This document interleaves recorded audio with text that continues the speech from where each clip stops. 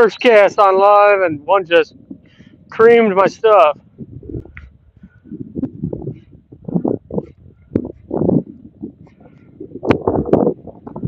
I think there's a lot of stuff going on here. There's bait flicking everywhere up here on this inside weed edge. Came over here, caught a 2.5 right away, and then I just got smoked, but he missed it. The fish I caught was super fat, so that's encouraging. I got some kayak fishermen snooping around.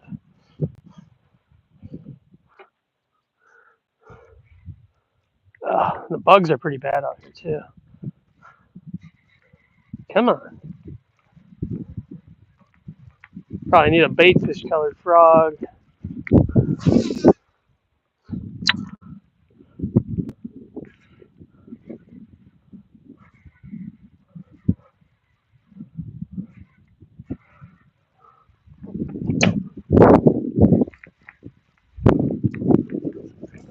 Just had one wake at it. Come here.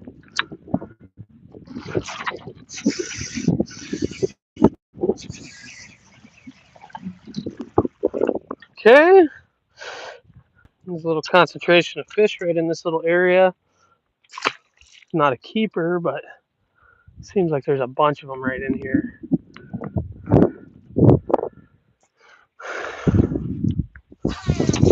These kayakers, give me some distance.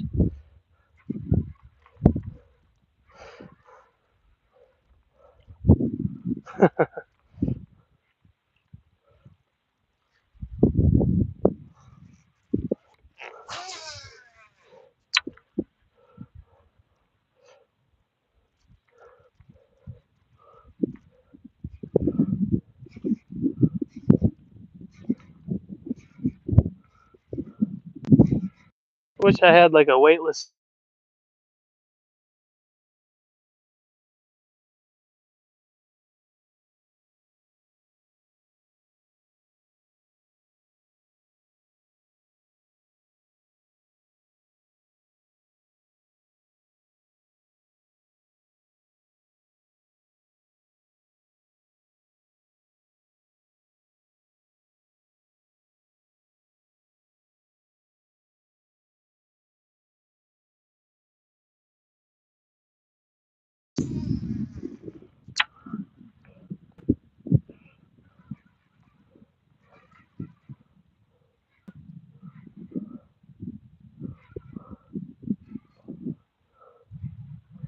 Might be able to get a swim jig over there.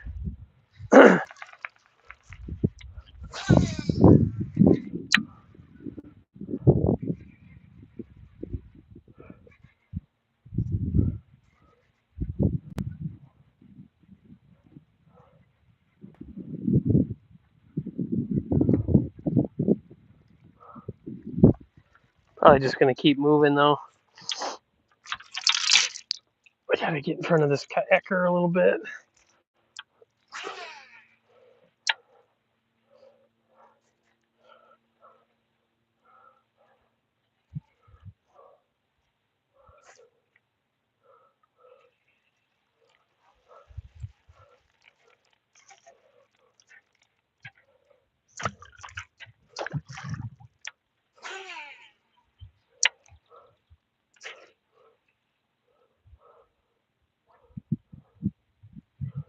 Yeah, this swim jig can't come through this stuff. Maybe if I had a different one tied on with a weed guard that's stiffer and braid. This is my open water jig. Alright, get out of this grass.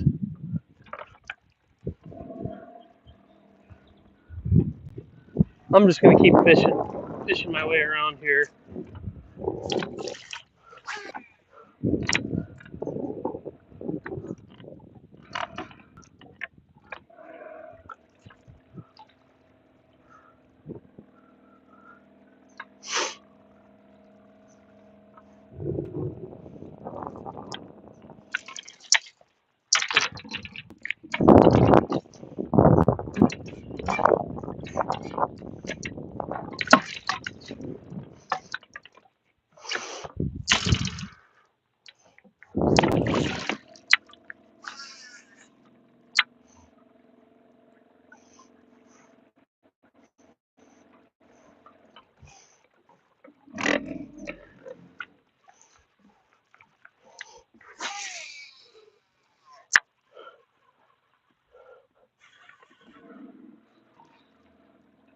don't know.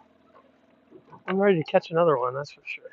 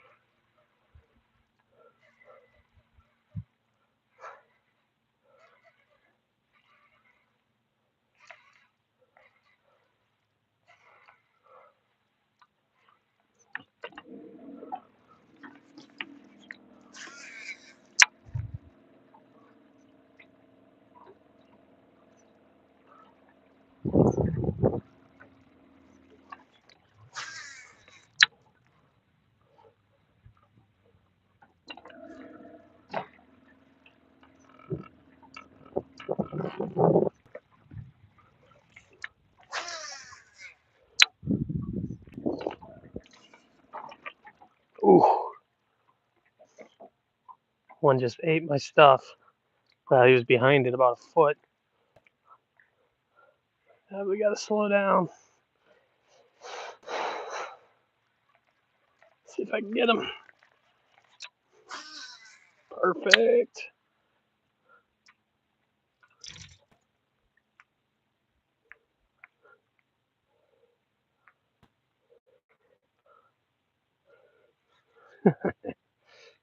He does not want to deal with it. Okay. Let's see if he'll take a punch. Punch him in the mouth. Punch him in the mouth.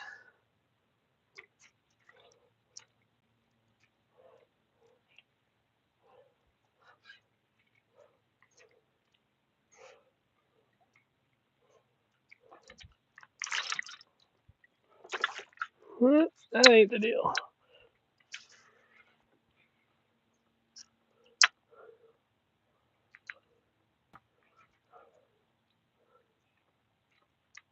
Come on, pal.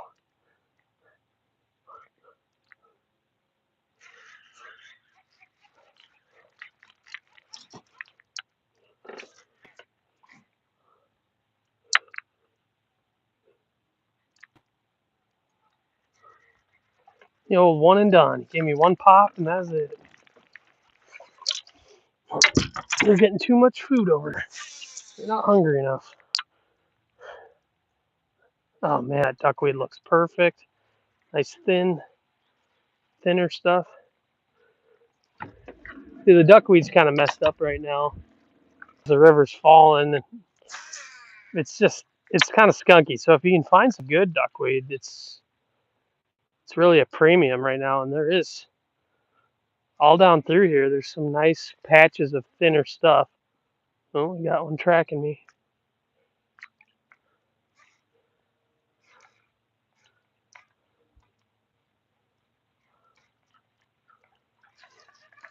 I might have to change colors on the frog.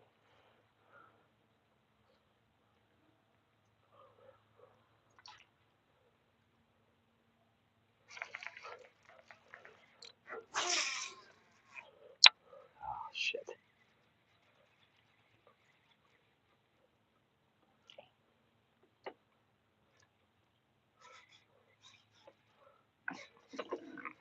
There's clearly a ton of fish in here. They're blowing up everywhere. Bait everywhere.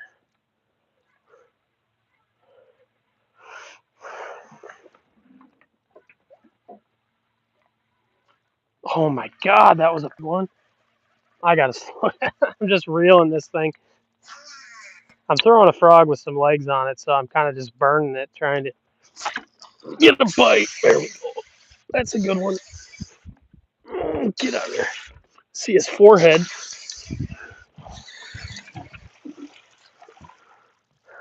It's not a bad fish right there.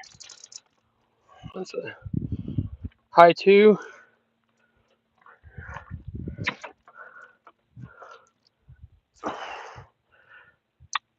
Oh, he got it 8. It's a decent one. Let's see what she weighs. thick fish. That's what I'm looking for. I'm trying to figure out the places where the fish are best fed, which I kind of think is everywhere right now. When you get a flood in the summertime, the fish eat really well.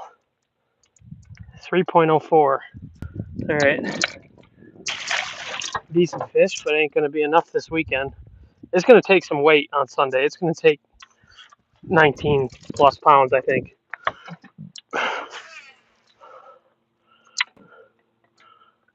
If not, it might take over 20 easily. This is encouraging, though, so far. I mean, I feel like we're in the kind of area where you could do that.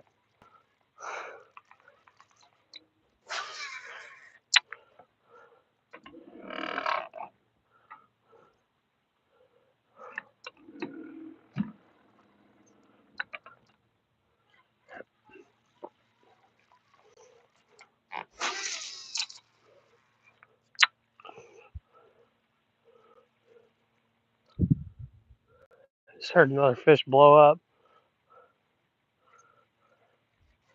So that fish is interesting. That fish was surrounded by really nice looking duckweed, but it was in the nastiest looking patch of weeds in the whole mat. I mean, it's something to pay attention to for sure.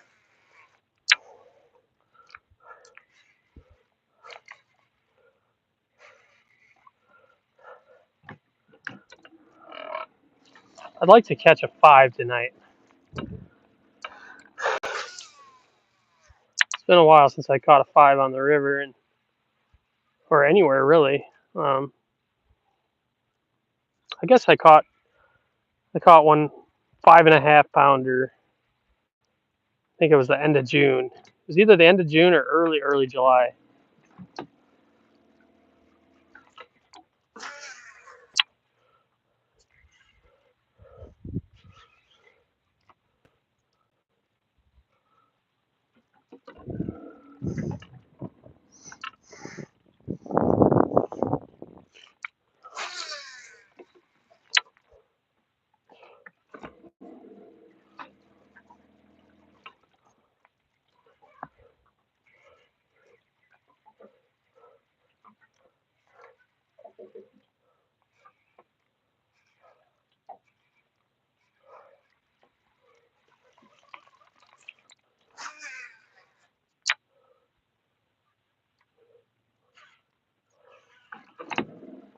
So if you've clicked on this live stream today, there's really no direction for this.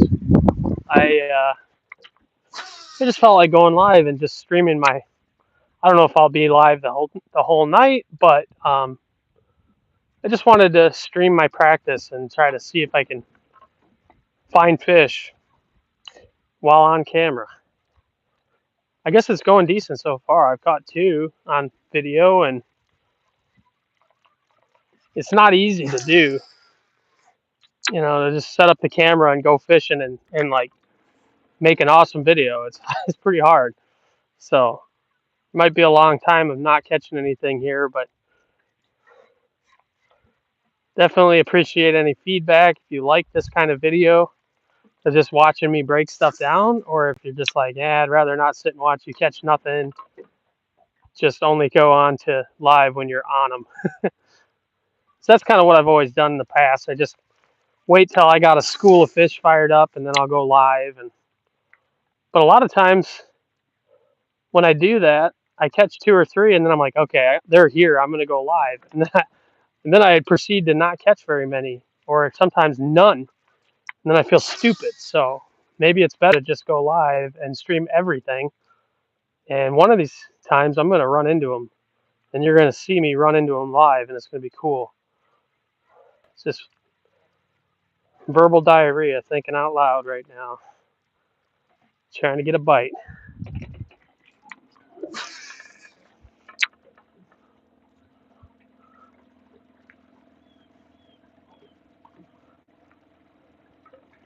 I'm just trying to see if there's bites like just all over in here, or if it's really pretty isolated to that little stretch. Because I kind of flew through there and It's clearly a little concentrated zone of fish, but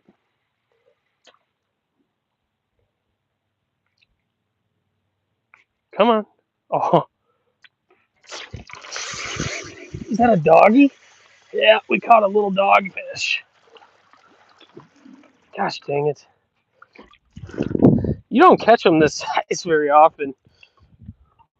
Like, that's actually like this one of the smallest dogfish I've ever caught. They're always like big and mean. This thing's just like kind of a cute little guy. Not very often you can boat flip a dogfish and grab it. It's usually quite the circus trying to deal with them.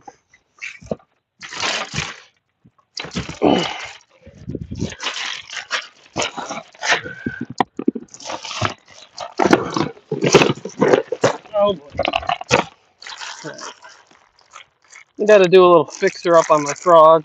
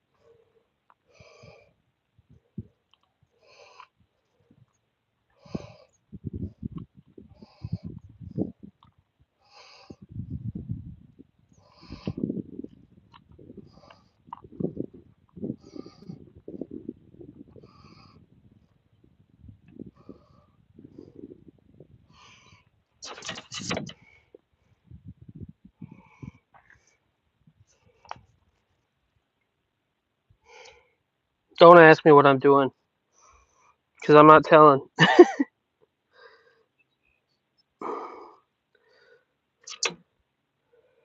Freaking super glue. I bought the worst super glue ever.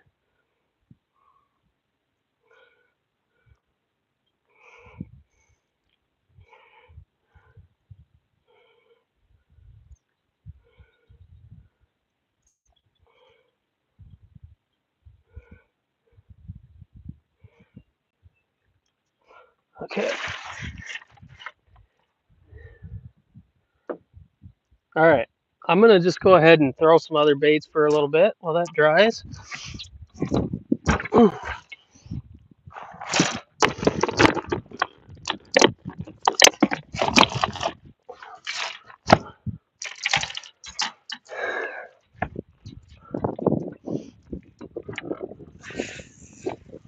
Okay. It's been a while since I threw that rod. Actually, the last time I threw this rod was at St. Clair.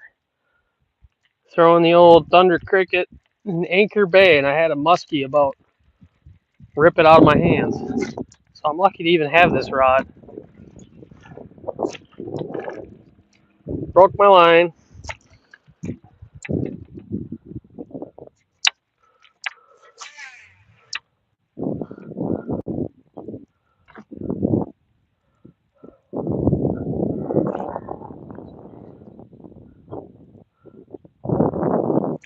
I will say one thing I'm noticing already is like the area where I caught those fish.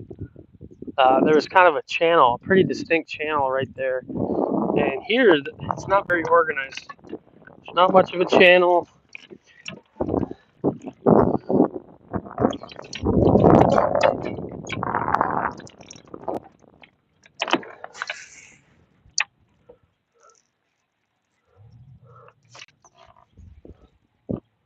Just kind of grassed in all the way across. I think if we can find a spot in this channel that's got cleared out bottom, even if it's just a small little area, that's the kind of stuff that can hold a group of 15 or 20 big ones, you know. And this is a one-day tournament, so we only need 5 of them.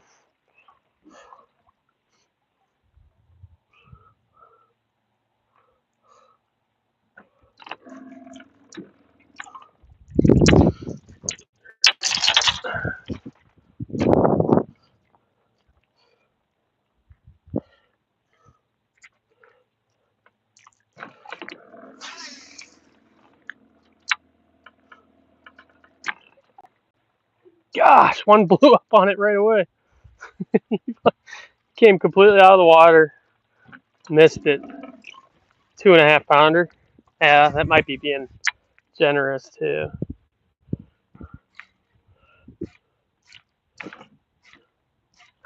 What's the deal? They're only giving you one chance at them. And it seems like they don't want it slow. Like reeling it fast is triggering them to bite. But then they're missing it.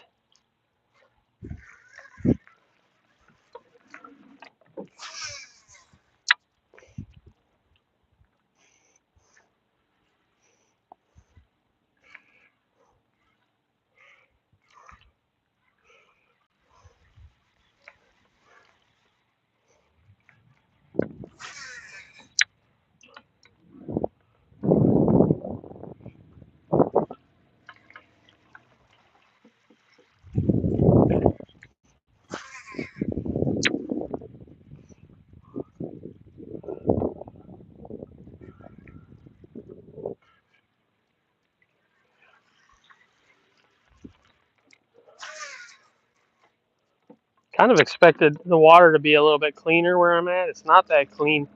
There's a pike just came all the way out of the water on it.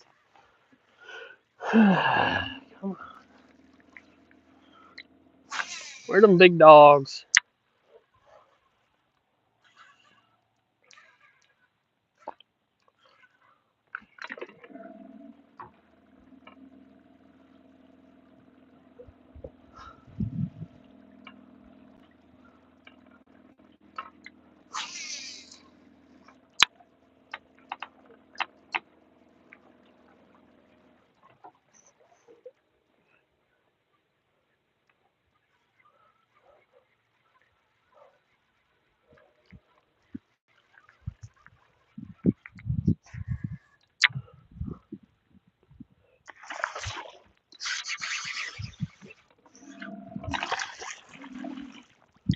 Ah, we got ourselves a rat. Oh my gosh. Either that pike or that other one wrecked my frog already, so it's not cool. I'm just gonna fish it as is. Dang it. That sucks.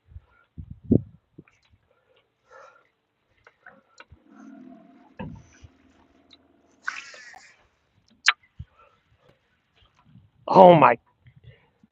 Yeah, I think we're gonna go to a regular frog.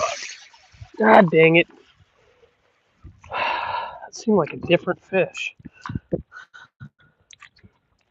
I think we just gotta go to a regular froggy frog. Let's go to a walk the dog action.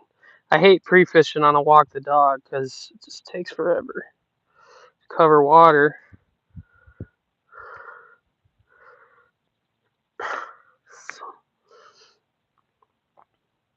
This sucks. The dreaded braid wrapped around the tip. It's always when you have a fish to go throw back to. I'm pretty sure there was 2 fish right there, not just the one that hit me.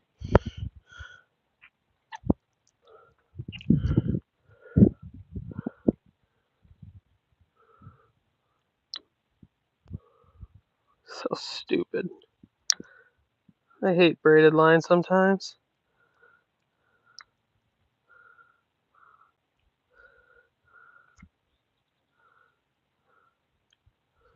Yeah, I'm jacking my braid all up right now too.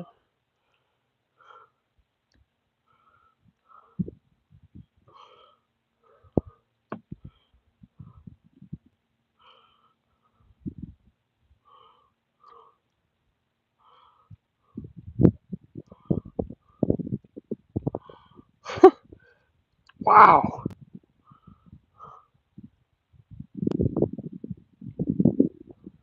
That was terrible. Okay, time to change the frog. I'm not gonna just keep missing and losing fish.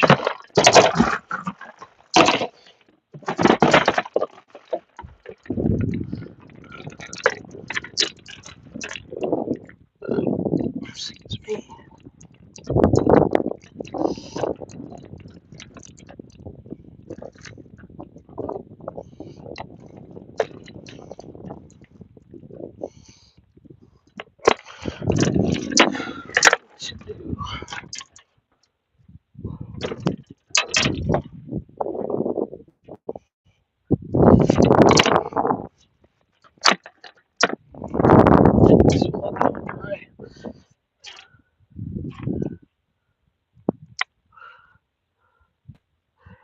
Hooks are a little rusty, but that's alright. It's practice. This frog has seen some stuff.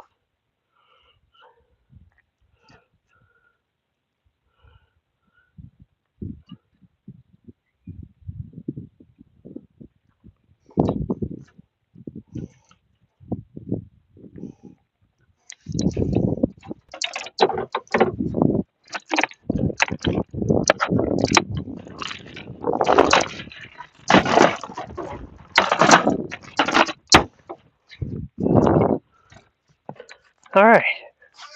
Turn the gear down just a little bit now. Do some walking the dog. I do like when they eat it on a walk the dog, though. I mean,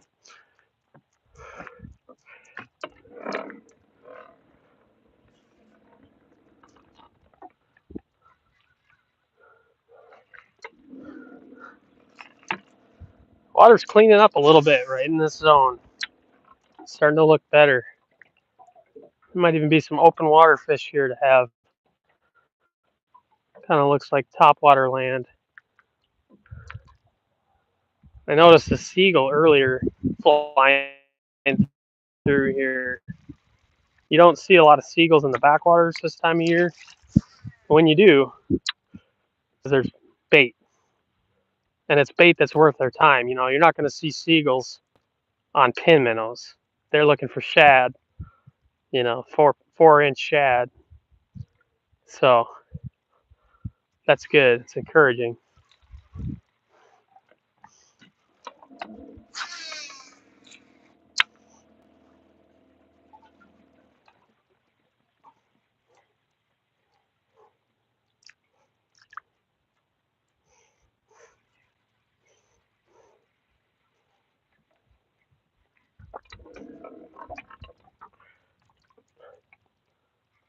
Big shout out to my buddy Wyatt Stout on the live stream here. Just had to give him a shout out. Caught his biggest bass on the river last night.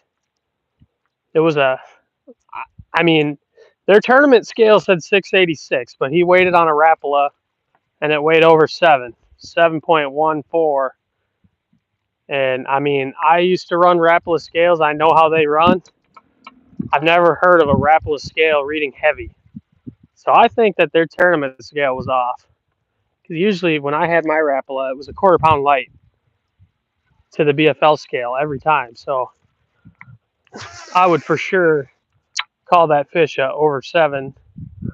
And yeah, it's just crazy what's happening on this river. I mean, you see that fish and it's like, oh my God, that's insane. It's a fish of a lifetime. And it is. But I'm honestly not surprised this year. Like, it's just insane. Like, I'm not surprised that somebody caught a 7. But I'm really not surprised that it was Wyatt. Wyatt's really good. He catches a lot of big ones. It's just a matter of time before somebody catches an 8 on this river. I mean, they're just getting bigger and bigger, and there's more of them. It's pretty cool. This place is taking a lot of pressure, and it's handling it too. Not that I want it to get any more. You know, we've seen all the pro tournaments come to town, and there was a lot of worry.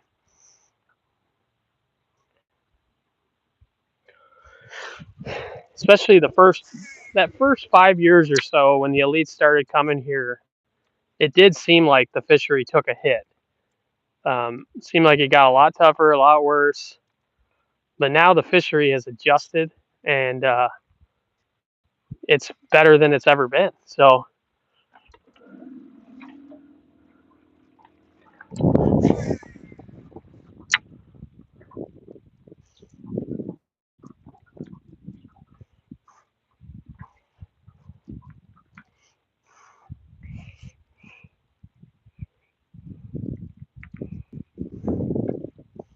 come on, fish. I'm not seeing anything on live scope either.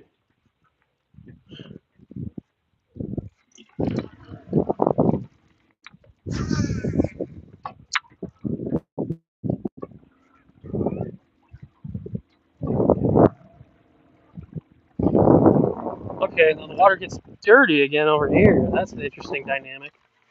It's like really, yeah, kind of gross looking, frankly.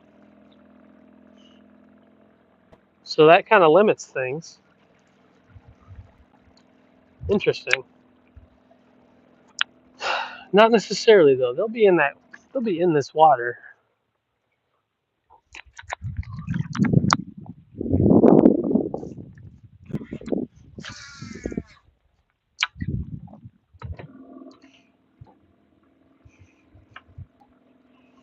Might need to get on that inside weed edge again. Seem like that's where the fish are really at.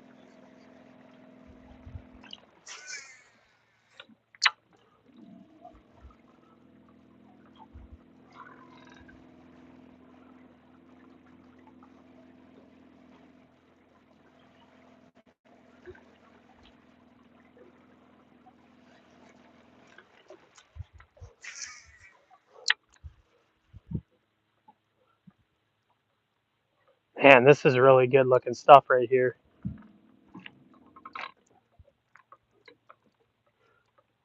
Get the right conditions and we get duckweed pushed over this sparse grass that I'm in. It's gonna be game over.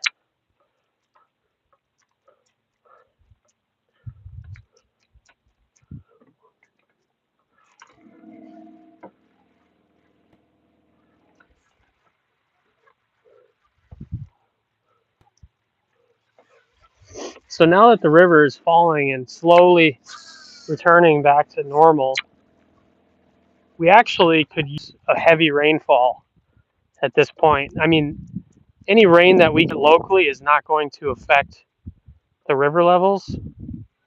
Like we could get 2 inches of rain tonight and the river's not going to do anything. Even south, it's not going to do much because the river's draining so hard right now that it once that draining starts, it doesn't stop. But what we really need is a good hard rain to kind of restore everything back because this water's dropped so fast and all the weeds are kind of crummy looking and a lot of the duckweed mats are really compacted and we get a hard rain, it'll loosen everything up and freshen it up. This place is going to be on fire, in the next week or two. I know it's on fire right now. I haven't been exploiting that yet since I've got home, but I know guys are crushing them. But it's just only going to get better the next couple of weeks, I think.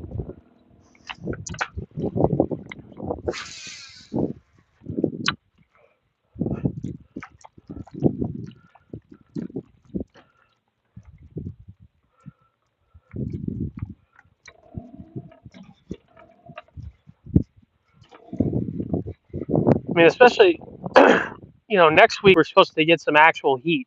We haven't had a lot of really hot days this summer. And next week is like steady 89 to 91 every day. Um, Sunny, hot, little wind. And what that's going to do as that water stabilizes back down to summer pool and the water temperatures get warm and the flow cuts off, the fish are really going to set up and group up in their true summer pattern. They haven't really had a chance to get into a summer pattern this year because of the flood waters that came right during that transition that would have been taking place. But with this falling water and impending hot temperatures, they're going to get really grouped up, easy to figure out, easy to find, and it should be a couple weeks of really good fishing.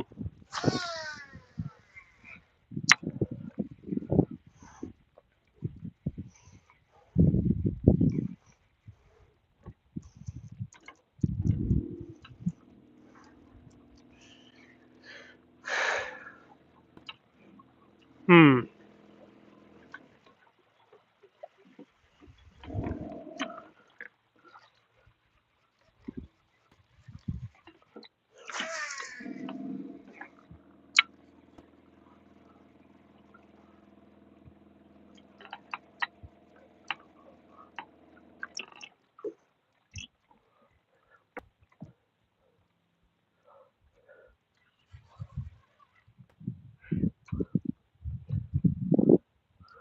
The watercolor in here is so strange.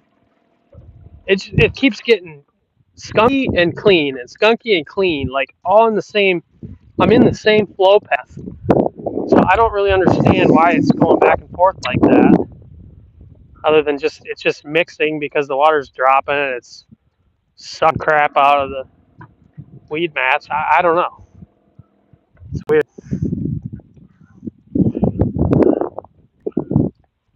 But the water looks good right here as of right now. Looks really good.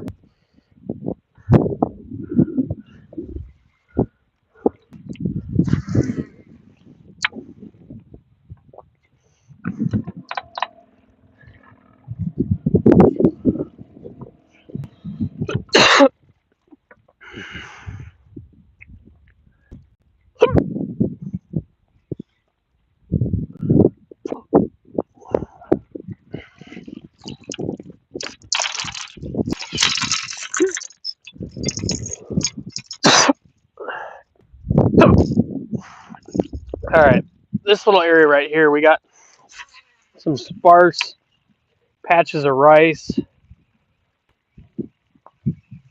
There's not much wind out here today, but this little section right here is getting a good little chop on it. Perfect buzzbait chop. So I'm just gonna zip around some of this open water for a second, just see if I can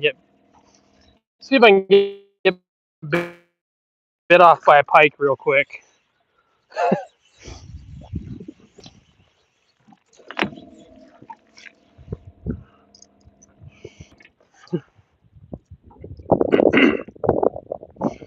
Historically, this time of year is really good buzzbait fishing around grass on windy, sunny days.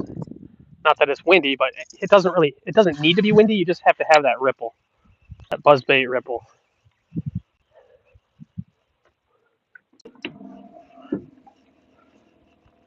And a spook. I mean, you can't beat a spook bite in the same conditions, but I tend to lean towards the buzzbait for a lot of situations just because it's more weedless. You got to be around the right type of grass to fish a spook. This is not it. Even the buzzbait keeps hanging up on the little rice stems.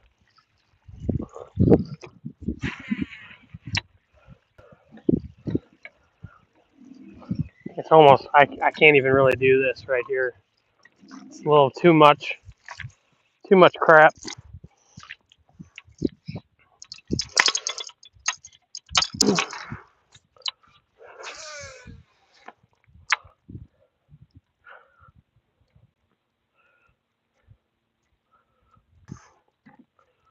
I really want to just run and get out of this area, but I know if I keep pushing in the zone, there's going to be a big school of fish in here somewhere. And maybe I already hit it and I just didn't fish it thoroughly enough to realize just how many fish were in that spot where I caught a couple there. That's easy to do. You can catch 2 or 3 fish and be like, "Oh yeah, there's a few fish in this area," but sometimes you put your raptors down in that area on tournament day and just sit there and fish slow and methodical, and all of a sudden you're like, wow, I just caught 35 fish out of there, 17 pounds. Like, it might take you a couple hours, but when you're fishing fast in practice, it's easy to fish through a zone that's got them like that and think that there's just a few there. That could be what that was.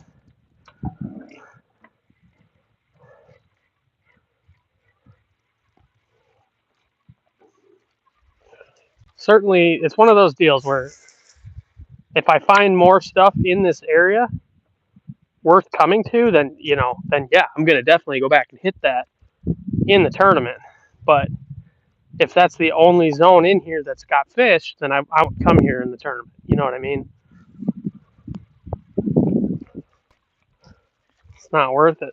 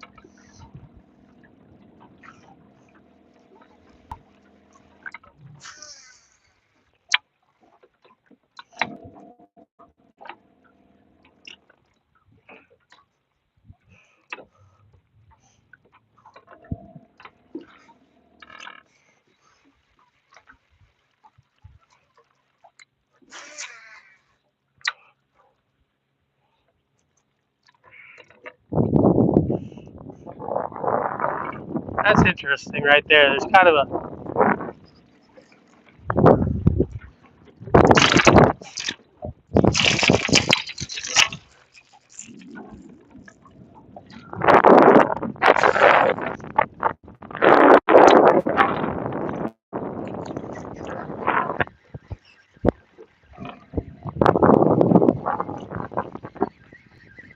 a point here in the grass that faces into the current.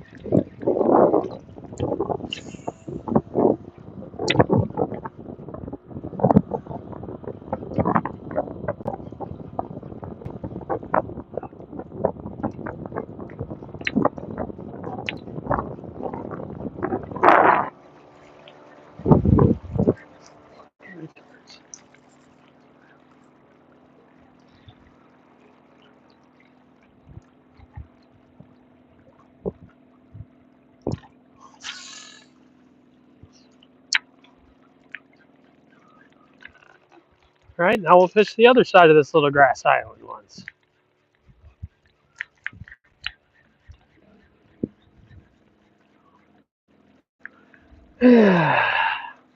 There's got to be a lot of fish out in this open flat away from the mats because it's just, I mean, the water's falling. It's what they got to do.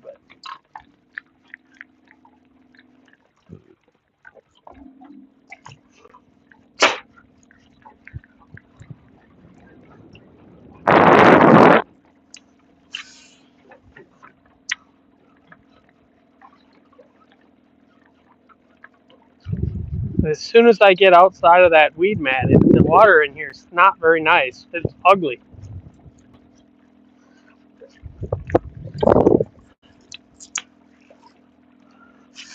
Be nice to get a bite in this crappy colored water so I could just get that out of my head that it's a problem.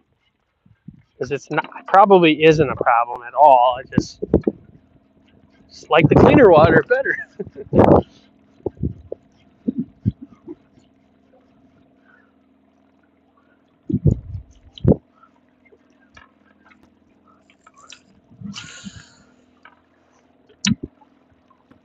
But it's not helping that every time I look down at my graph, I don't see any life. I'm not seeing bluegills, not seeing bait fish balls, nothing. Not even carp.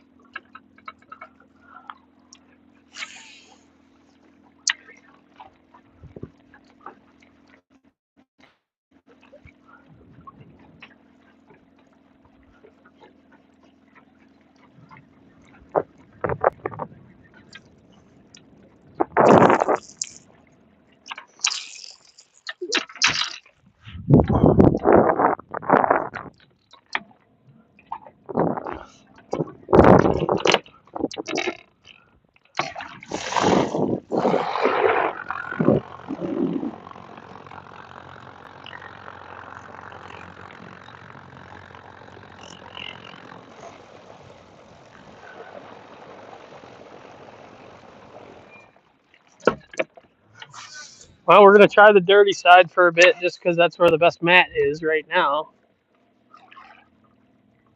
Sort of. It does look kind of crappy. Good from far, but far from good.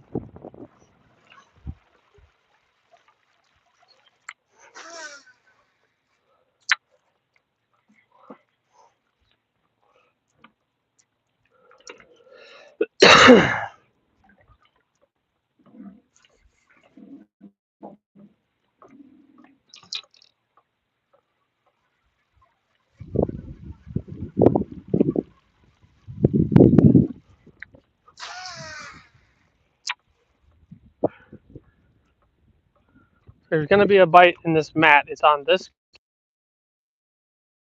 where I.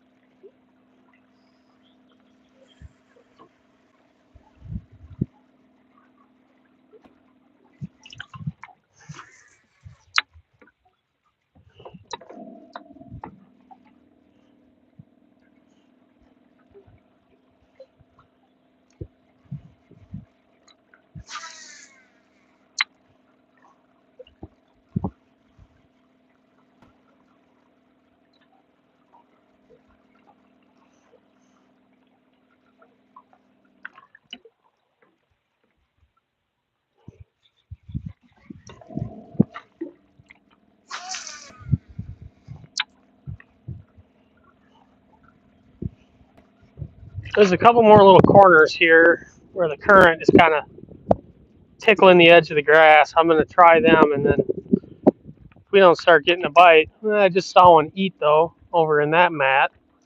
I was going to say if we don't start getting bit though pretty soon, I think I'm going to head out of this little zone and try a little different area. I haven't seen much for activity, a couple 100 yards, so.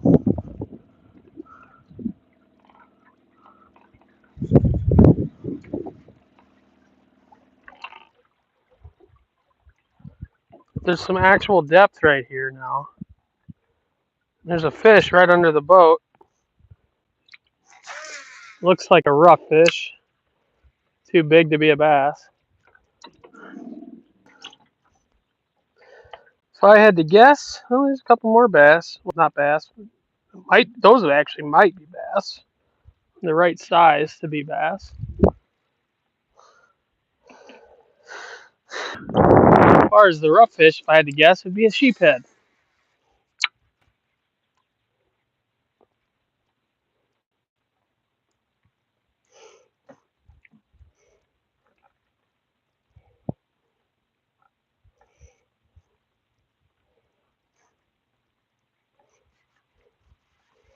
Definitely a few fish on this weed line.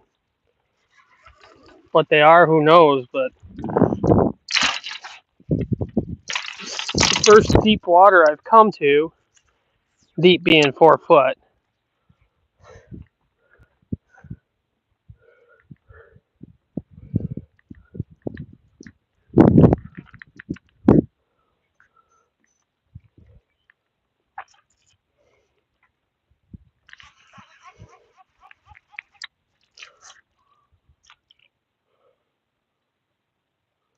I just put that on his nose.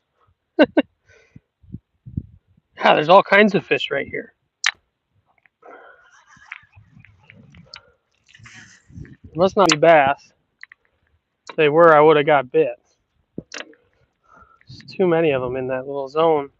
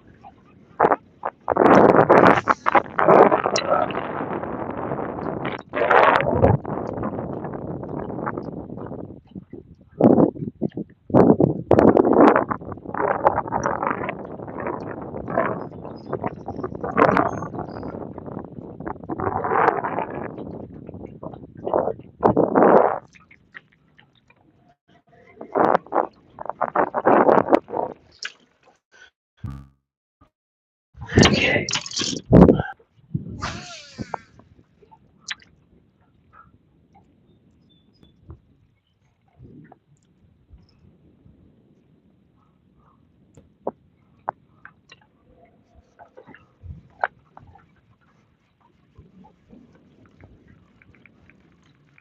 There's one isolated patch of nice, bright, pretty looking duckweed. Gosh, that's perfect consistency too.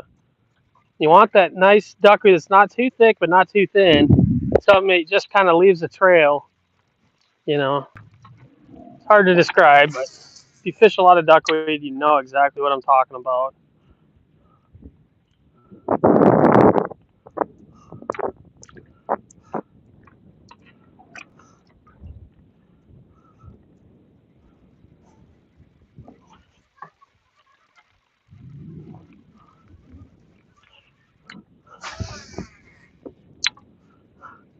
That's the cast that I wanted.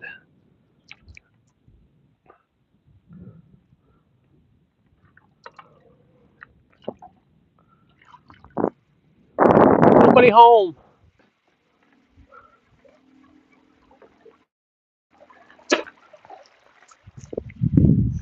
Okay. Throw a swim jig quick down this edge.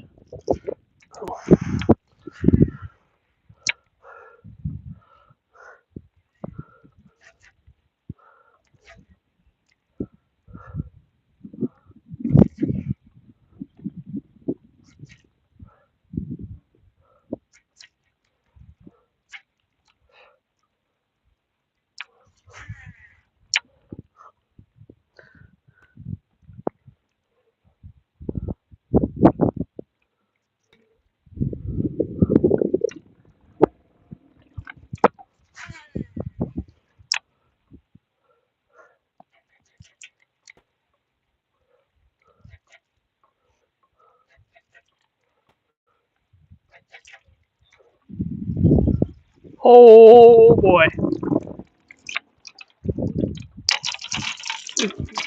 A fish just blew up and I saw a 4-inch shad fly out of the water. Over here.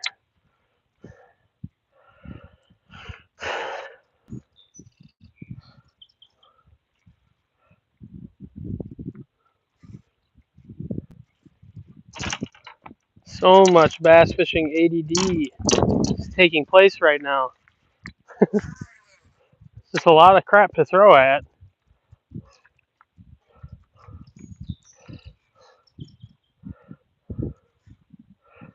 Dang.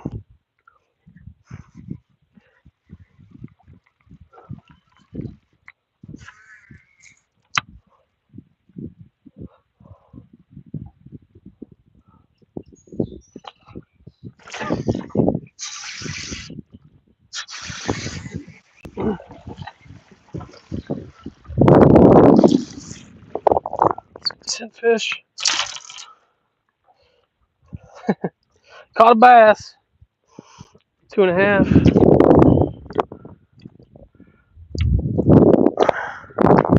Oh my gosh, he got it good.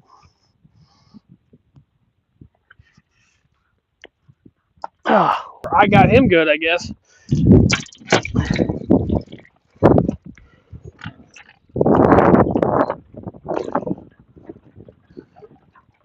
$2.60.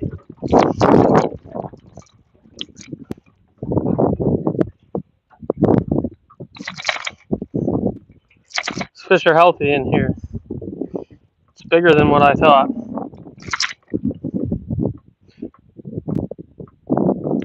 $2.75. Cool. There's definitely a little pot of fish right here too, because that was in a different spot than where the fish that blew up was.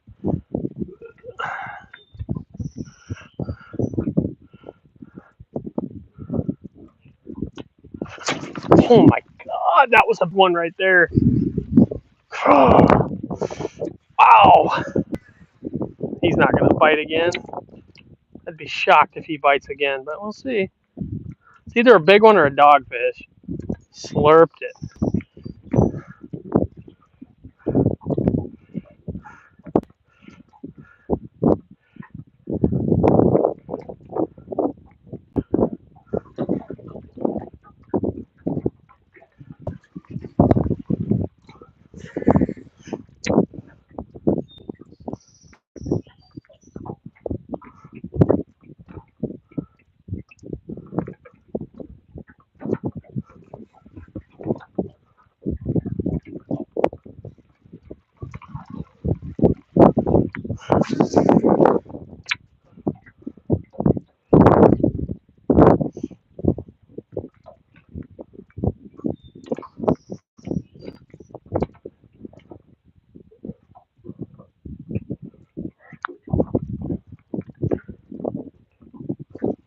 So far,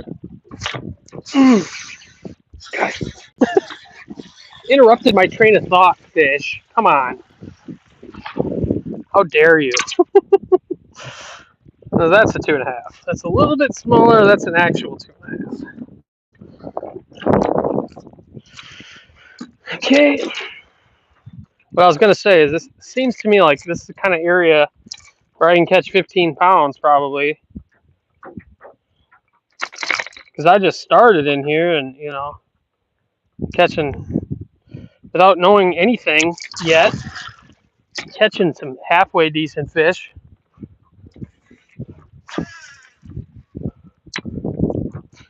He was like 240, in case you're wondering.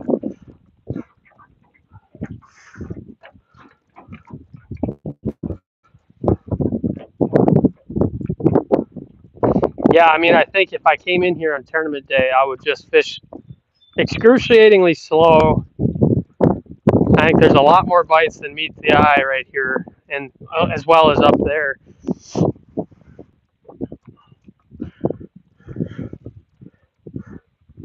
Because one blew up. That's what prompted me to come over here. I caught one there, and then I caught one there. But that's at least 3 fish minimum sitting right there.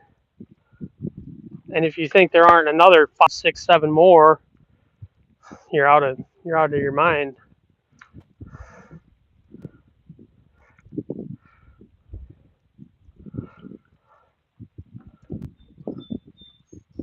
Like I said earlier, I still just, this ain't anything for me to come to yet.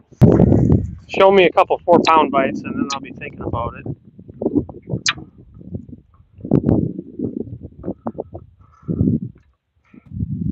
we got some other stuff to go to on this pool.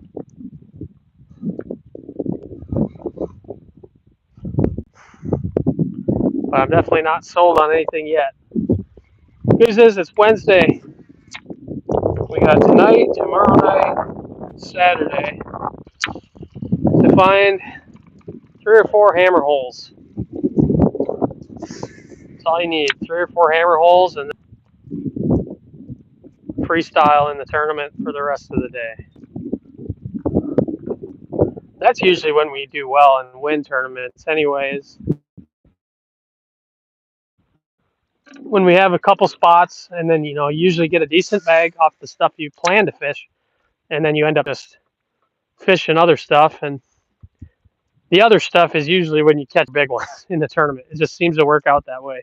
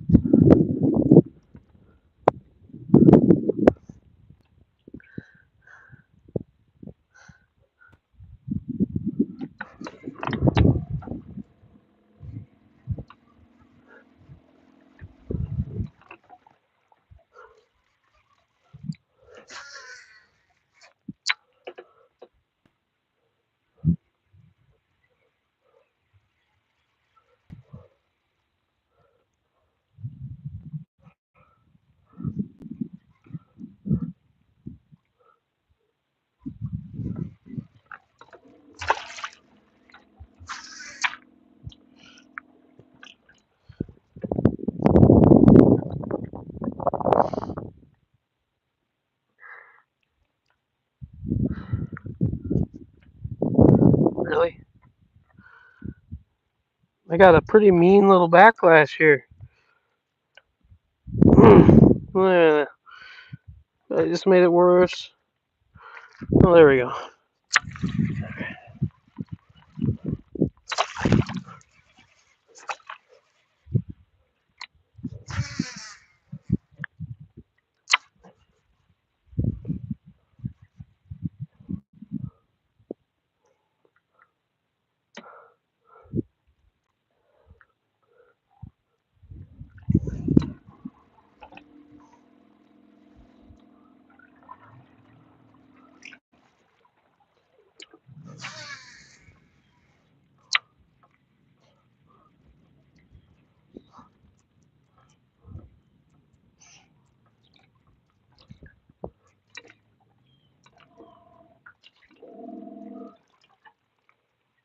I see bait fish. That's good. I haven't seen that. There's bait fish, and there's a little bit of a ripple in the current right here. This could be good.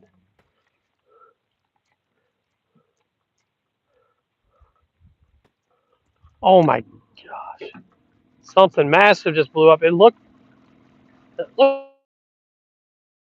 kind of bassy.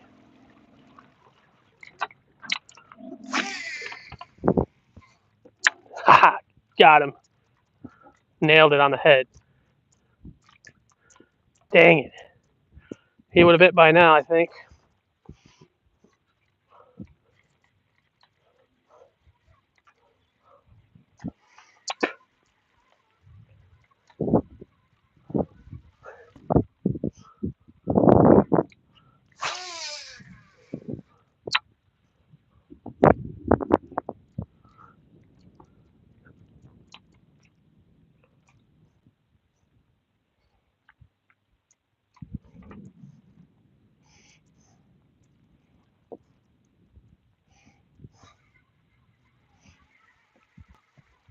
It's probably a big pike anyway.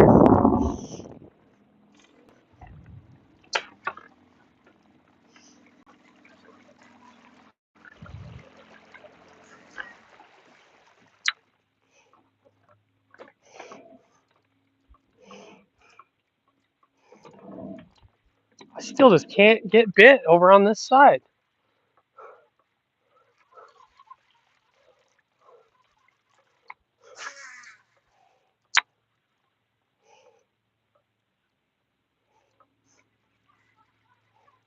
At some point, that's got to change because the flow is going to change direction, and then it's going to be more. They could be anywhere at that point.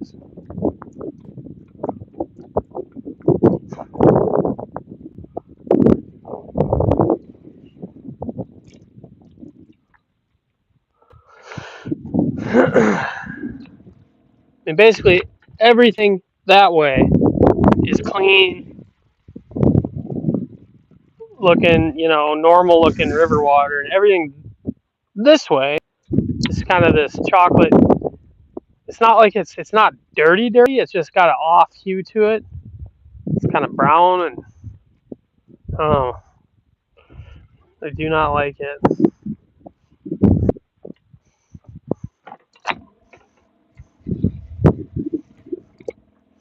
But there's some little stands of reeds coming up with good duckweed in them that, I mean, it looks really good. Maybe they'll be in it and in that crap water.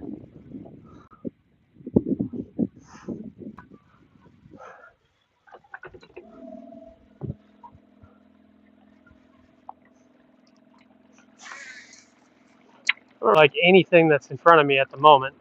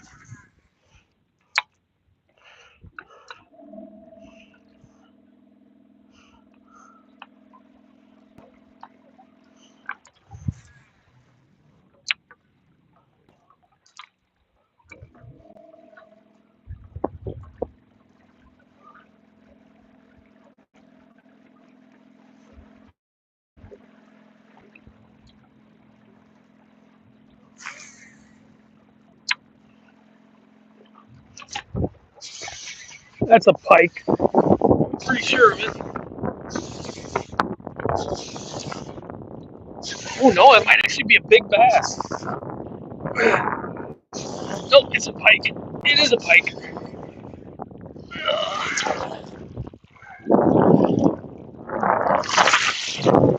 Finally got a bite on that side, and look at what it is. Freaking pike.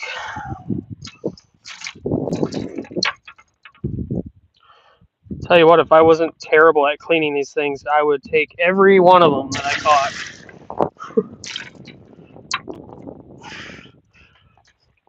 Within the law, of course. But the only time I ever tried cleaning, I hacked it all to hell and wasn't worth it.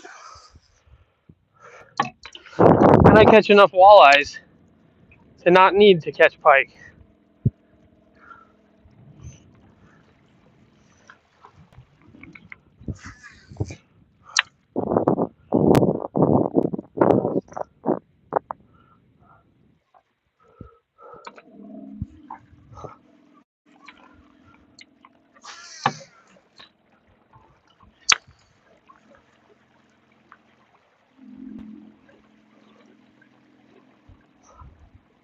This water's trying to clean up again right here.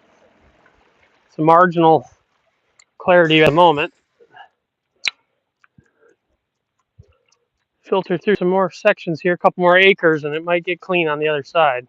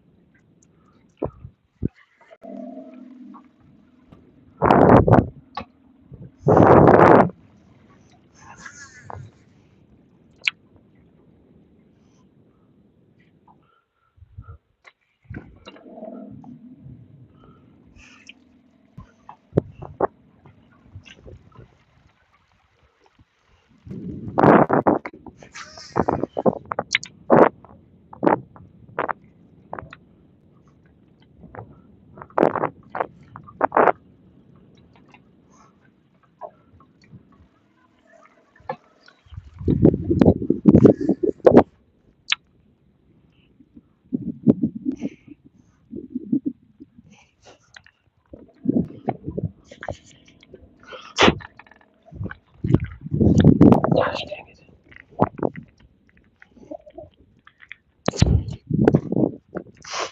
If you're wondering what rod I'm using, spent the last couple years trying to figure out the right rod from the Lew's lineup for what I want to accomplish with the frog, and I think I finally got it. Uh, and the nice thing is it's in a very good price point. It's actually a KVD series rod. I believe they're only $100-something. They're not super high end. And oh man, jack that one up. Dang it. They're like I said, they're inexpensive, really quality rods. I got 3 of them. I got a chatterbait rod, and then I've got a spinning rod, and then I bought my dad one of their spinning rods for Father's Day. Oh, that's a pike. It's probably what the last one was too. But anyway, this rod that I'm using for frogging, it's a 7'6", extra heavy, extra fast. And again, that's the KVD rod, 7'6", extra heavy, extra fast. It's the perfect rod. It feels exactly like the rod I used to use that I was in love with and never wanted to part with. So I'm happy. I'm happy that I found a good match. I frog with a longer rod than most people, but I'm just comfortable with it, used to it, and I love the leverage that I get on the fish when I got them on the line.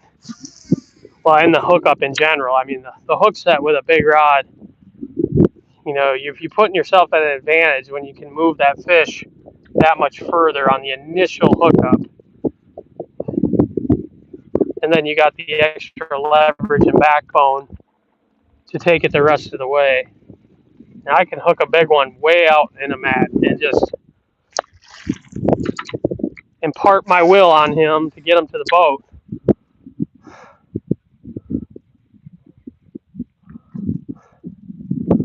But I say caution with, it's like anything else. You want to maybe take suggestions from other people what they use, but you got to figure out what your own deal is too. I would definitely recommend anyone to try this system, but you might have to go to a little bit shorter rod for what you like to do. I certainly probably wouldn't go any longer. 7'9" is the longest I've ever used for frogging. You definitely don't need one that long. 7'4" to 7'6", that's kind of the sweet spot. I know a lot of guys frog with a 7. Ooh, is that a big one? Oh, I'm going to lose him in my... No, I got him. There's a good demonstration of that rod. It's not that big at all. It's little.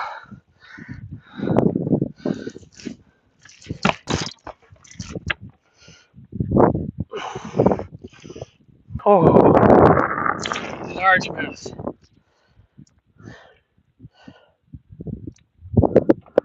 Okay.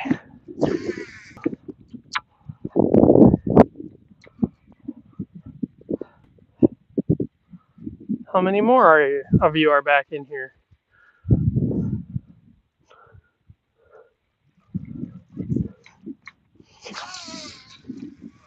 Seeing a lot of little wakes and swirls all over this little zone here.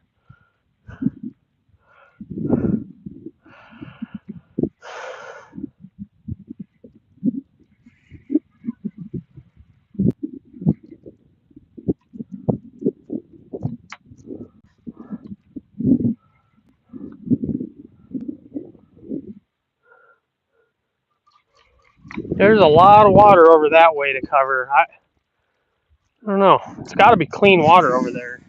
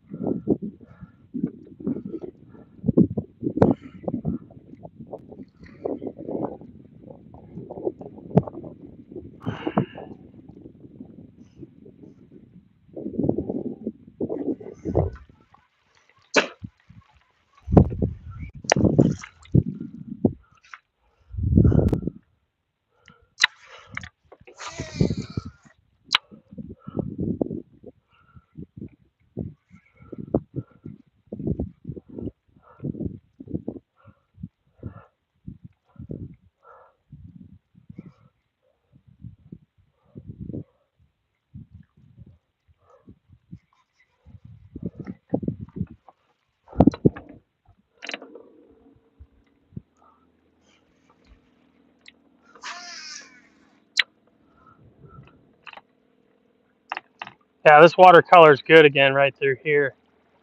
All that dirty water pushed that way.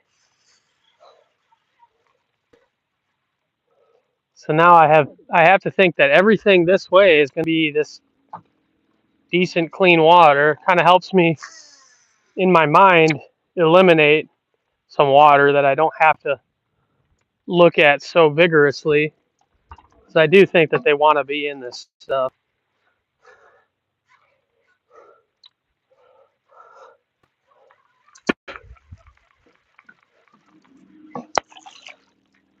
If you watch me pre-fish, you're probably like, man, I mean, a lot of what I'm doing seems pretty aimless right now, and it kind of is. I'm just flying through, zigzagging on this big flat, trying to find zones that have them. And I'm not super concerned about being really methodical and covering every inch. I'm just trying to sample. That's the key. You don't want to get caught up in practice fishing too hard in any particular area, ever. I mean, I don't care. There's no excuse in practice to fish hard in any particular spot because you need to figure out, you want to know where as many groups of fish are as possible every time. I mean, that's how I approach it. And the only way to figure that out is to cover the same amount of water.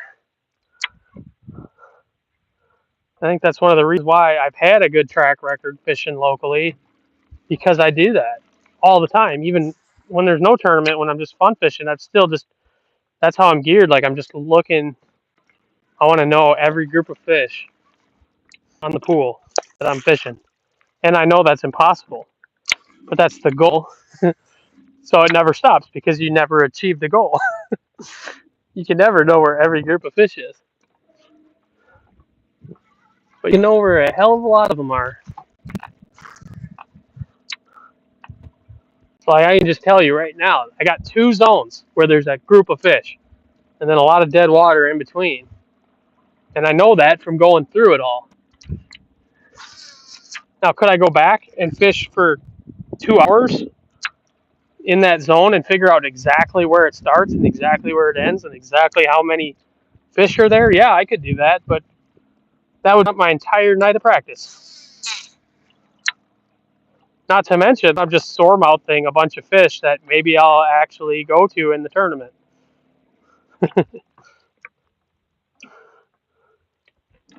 So yeah, very counterintuitive to go and fish super slow and methodical in practice.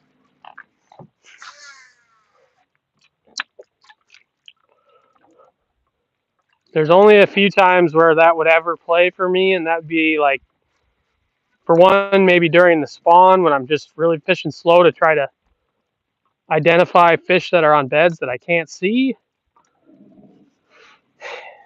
And then for 2, if I was on a different body of water, there's certain places that you may have to fish excruciatingly slow just to get a bite, and then you're shaking it off because there's not enough fish to be sticking them.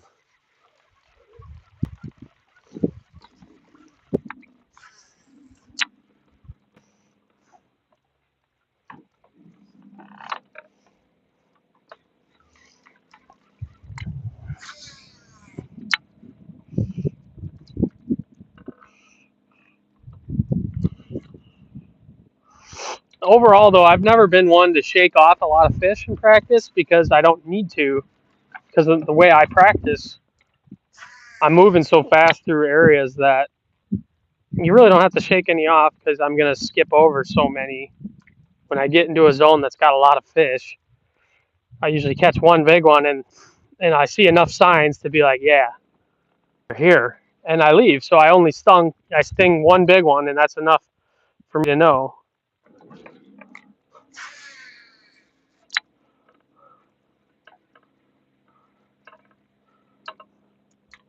And I don't fret too much about maybe stinging a big one in practice. It's like, oh, I could have used that one in a tournament. Well, my philosophy and theory is, if that fish was going to be there on your tournament day, set up in a feeding position, you're going to catch it again. I mean, you just are. There's no reason why that fish won't bite again the next day. He will. We know he will. I mean, live scope is showing us that on the professional stage because these guys, you watch them break off a jerkbait fish, follow the fish around for an hour, and they get it to bite again and they catch their jerkbait back. You can't tell me that a fish that you stuck on Friday isn't potentially going to bite again on Sunday. That's, to me, it's just something that guys get in their head. And realistically, yeah, I mean, 99% of the time, you catch a big one in practice, you go back to that spot, and you don't catch that fish. But I don't attribute that to the fact I stuck it in practice. I attribute it to the fact that there's just a ton of fish in the river. It's not very common to catch the same fish multiple times within a short period of time, and that's just statistics, you know. It would be just as easy to not catch that fish on tournament day practice. So stick away, my friends. Just leave when you get a big one.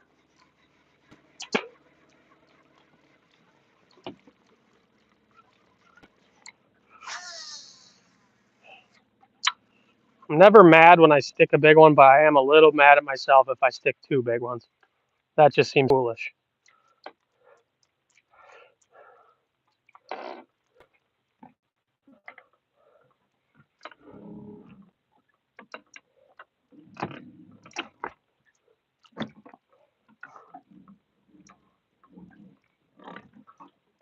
Got quite the parade of vegetation on my trolling motor right now.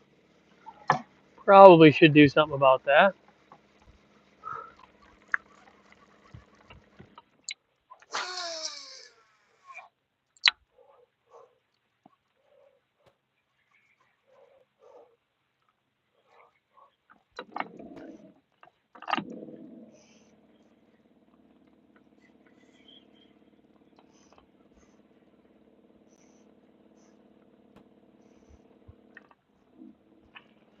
Watercolor got kind of crappy again. I'd like to put a drone up and just kind of drive over this area and get a better understanding of how that flow is coming through. Jesus Christ! Oh, oh! I just had a mating dragonfly couple land on me and scared the shit out of me. Jesus Christ! Get out of here! Wow.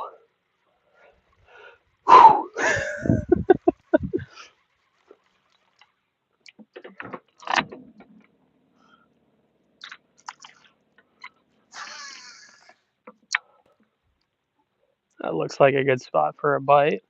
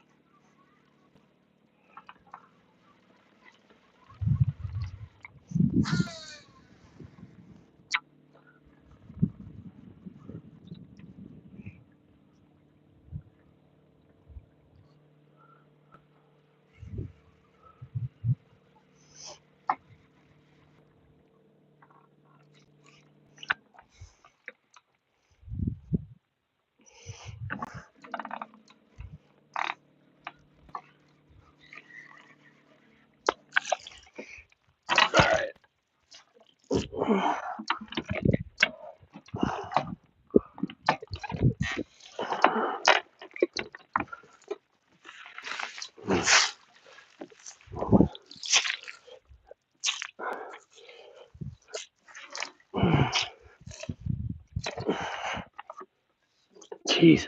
That's a lot of crap.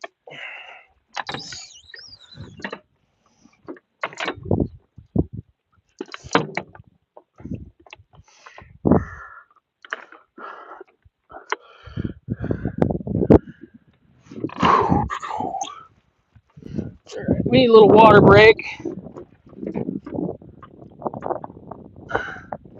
Hey, I see I got 12 people watching. Thanks, guys. Appreciate you tuning in.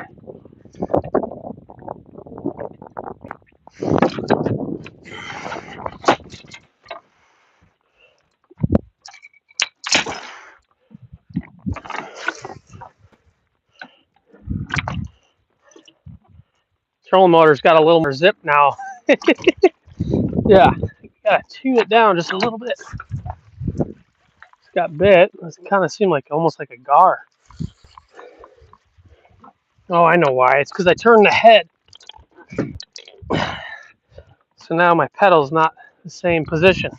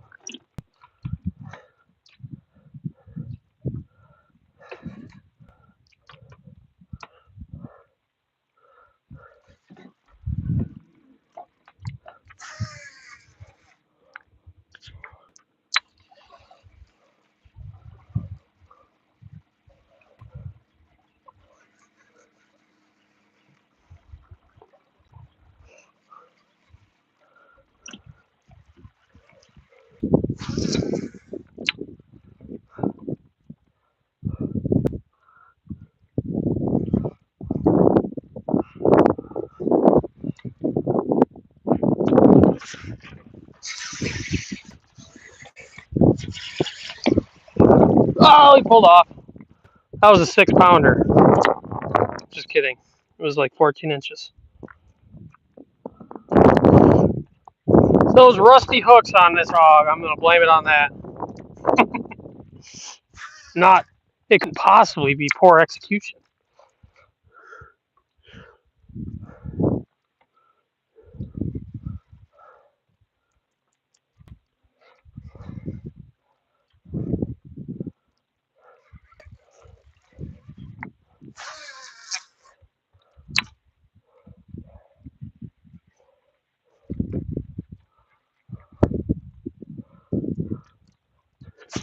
God, sunlight.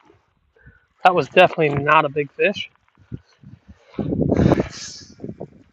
might have just found another little zone. It's kind of been the theme. It's like as soon as we get a bite, there's 3 or 4 more bites pretty quick, right in the immediate area. I mean, I haven't found like a true frog in school where it's like every cast into one little clump, but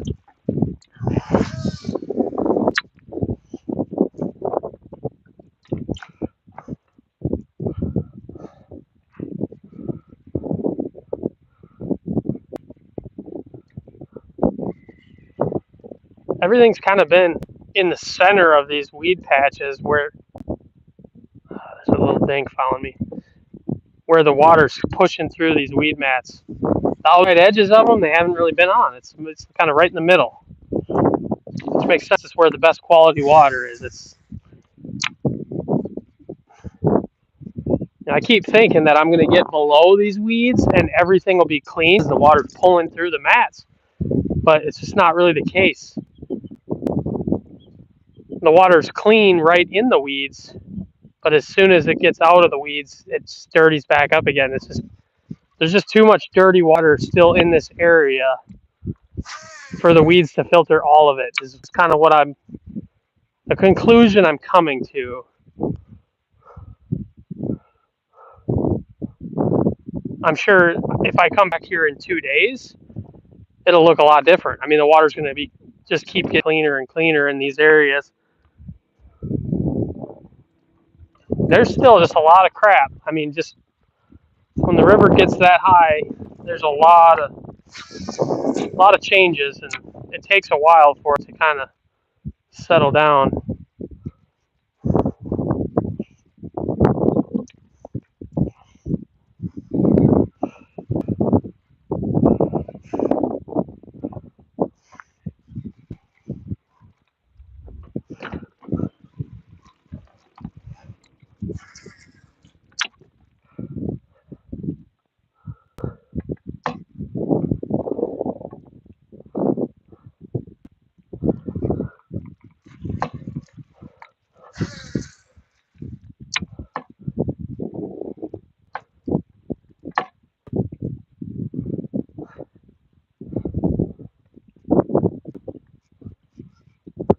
I think a good example too of this dirty water effect when the water's dropping.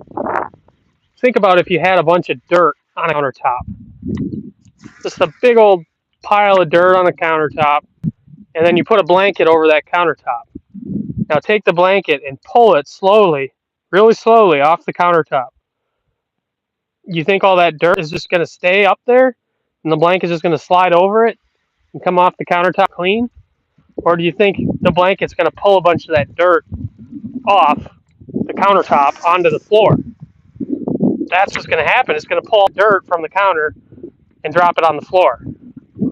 So as the river drops, it's taking all the shit that was submerged and underwater on the bank, all the sediment, all the debris, and it just pulls it down with it and sucks it out. And so it takes a long time during that process for areas to clean up because it's just constantly pulling more of that stuff as the water lowers. It's just exposing a new layer for it to pull down with it. I hope that was a solid explanation of that effect because it's definitely real. See it all the time. And this water over here is not clean like I thought it would be. Damn. Because this is really nice, like sparse grass over here. There's a lot of cleared out area. I'm not saying it's good sand bottom or anything, but it's void of weeds, so plenty of space for the fish to move around in. But it's not clean enough, and these weeds look like trash. Dang.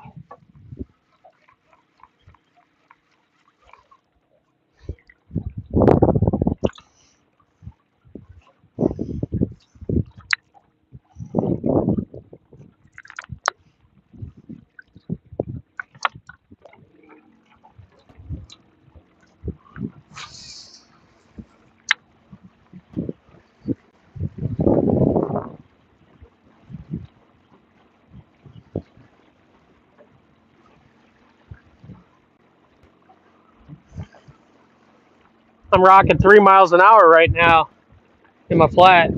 That's why I love fishing out of my flat bottom more than anything. It's just the efficiency when I'm using my trolling motor is unmatched. And I know the new brushless trolling motors these days can go that fast in a bass boat, but do I look like somebody that can afford a $5,000 trolling motor? Not really. If anyone wants to give me one, I'd be very glad to accept. But for right now, I got other stuff I'd rather buy.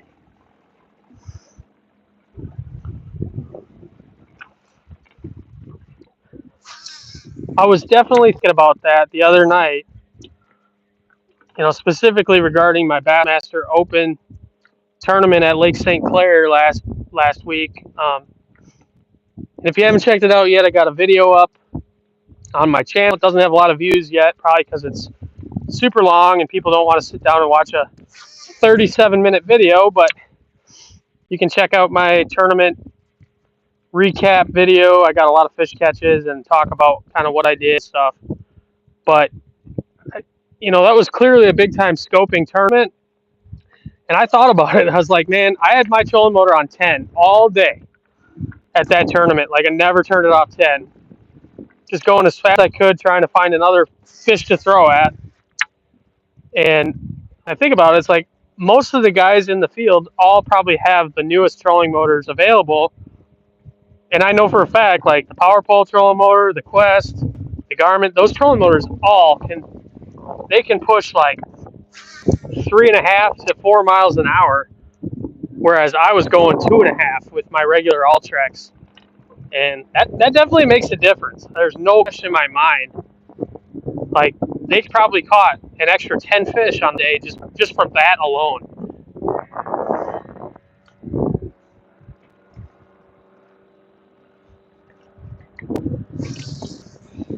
So if I lived somewhere where scoping was like the #1 way to catch them at all times, I think I'd have to bite the bullet and buy that $5,000 trolling motor. So I think it's that big of an advantage in a scope deal, specifically. That being said, if you got the right area and the right baits to throw, it doesn't matter. You don't need a fast trolling motor, but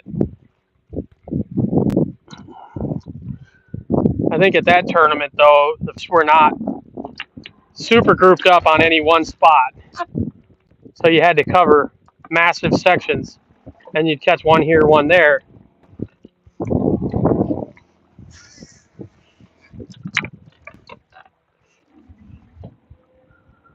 I'm going to push all the way over to that bank over there.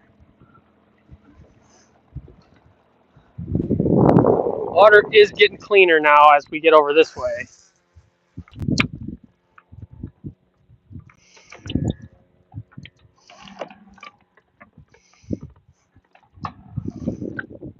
I've somehow managed to attract a giant ball of weeds again.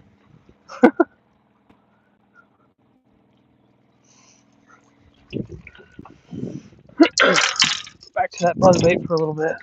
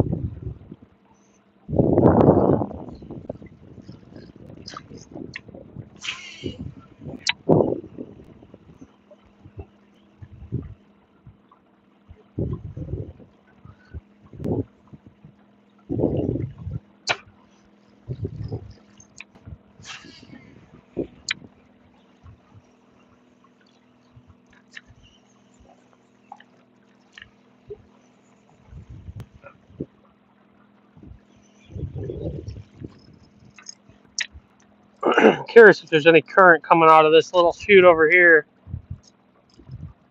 There should be a little bit. There's got to be at least a little bit. I mean, the grass is laying a little bit right here, so that's good. I want there to be current. I don't want there to be a bunch of flow, but I like to see the grass bent over. That's what I'm looking for. Just want kind of a breath of flow.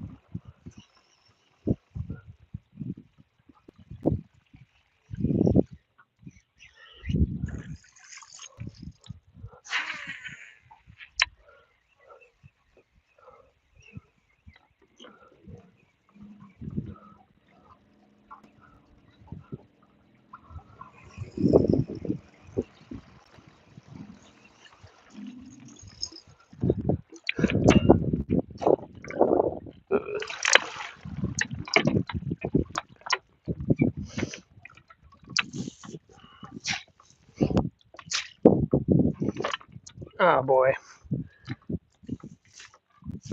Live scope juicer got loose on me. What am I ever going to do now? I got my Allens with me. Fix that in a little bit.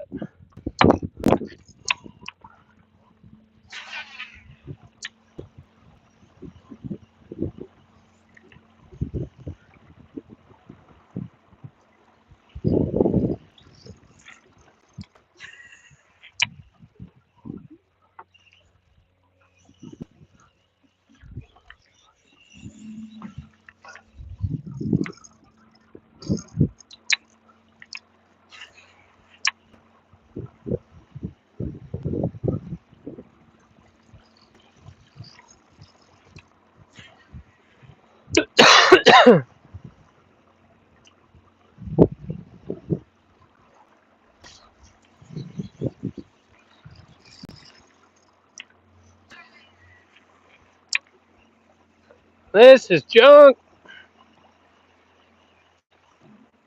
Junk, junk, junk.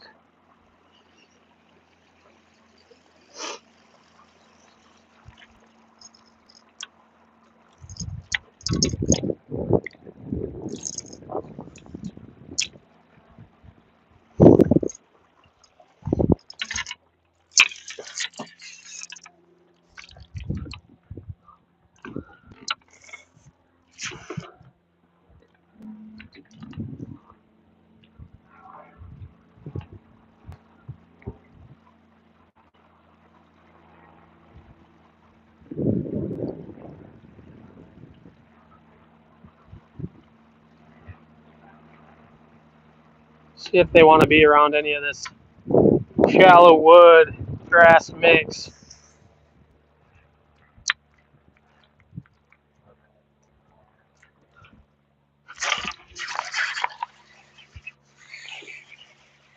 That one did. Jumped him over the log.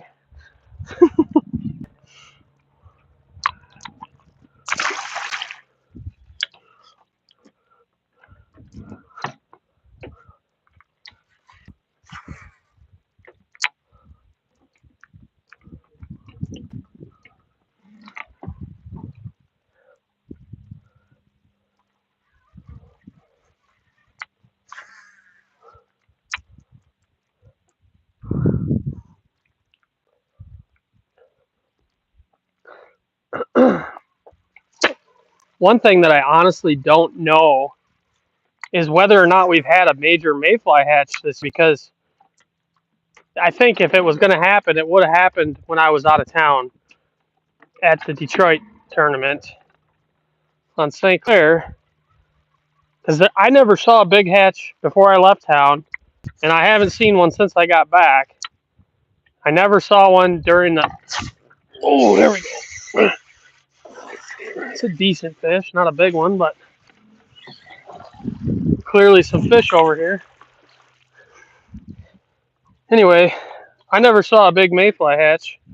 I'm just wondering if that's still coming, because this year's all jacked up. Because that plays a big role on what these fish do in the summer too.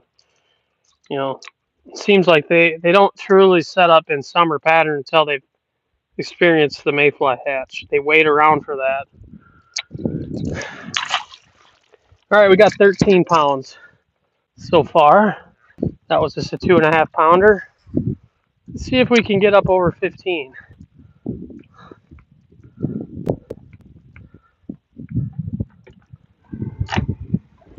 I'm not seeing the big fish potential yet in here, but the watercolor has changed yet again. Now it's almost got like a little bit of a greenish hue to it. That particular, it's like kind of a ugly brown green. I can get behind that color. I do like that color. Big ones like that color. Take notes. I'm spilling guts here. I'm spilling my soul.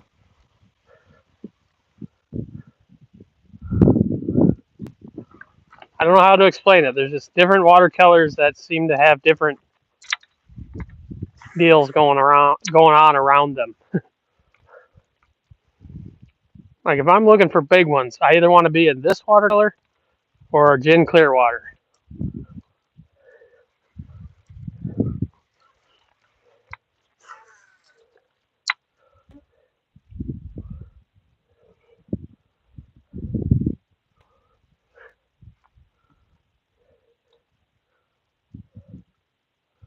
But of course, there's exceptions to that. There's certain areas on certain pools that are just always dirty, and the fish live in it, but they're accustomed to it. It's all about the area that you're in and the population of fish, what they want to be in.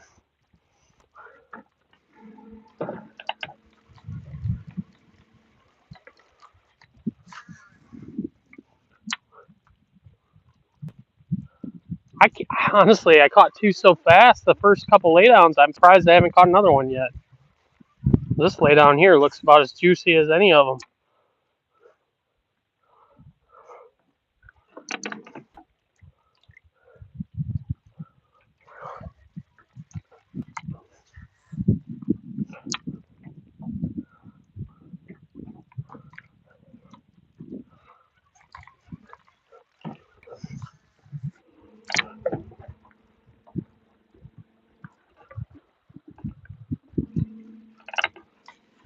And again, you see me flying through and making only a couple casts on these trees.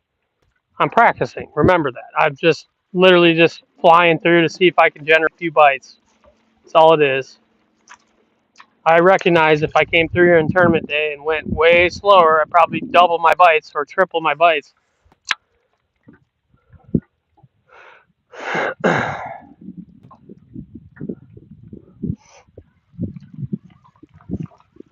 That's what's kind of been my little secret, I guess. It's not really a secret, but just over the years, I've developed the ability to fish extremely fast at all times under a practice or fun fishing situation. But when I'm in the tournament, it's like a light switch. I can totally slow down and just grind through areas and extract everything that's there. That's something that's taken a long time to get into that because I'm not a patient person at all. But practice is all about figuring out the area that you believe has the most potential. And then the tournament is going to the area with the most potential and absolutely demolishing it, covering every inch.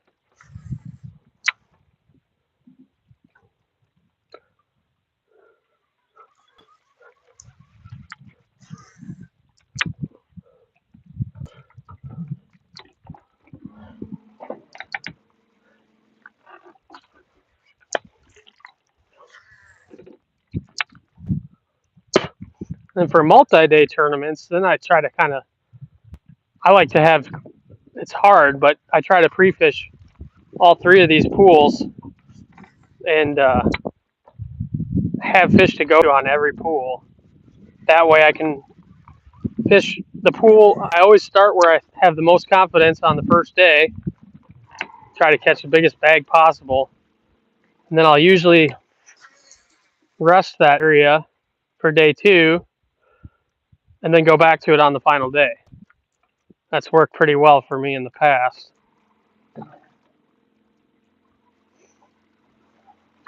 But there's been other times where I go get them good on first day and then never return too. That's kind of what happened in that spring regional tournament. I locked through to another pool on the first day, caught a big bag, never went back because it was just getting way too much pressure. I figured there was no way I was going to be able to duplicate it 2 days in a row, much less 3. So, gosh, there should have been one in that little mat. What about this little mat? Isolated off a little bit further than everything else. Should have one.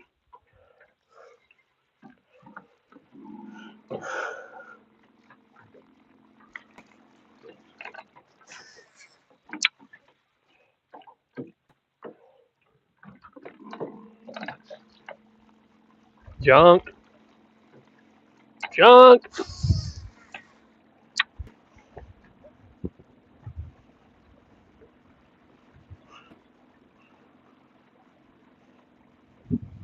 Don't really like the looks of any of this stuff through here.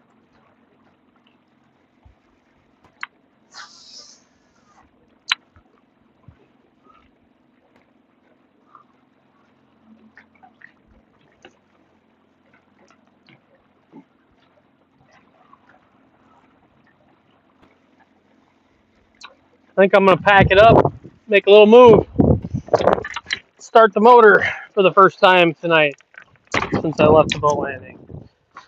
All right. I'll keep you guys right there.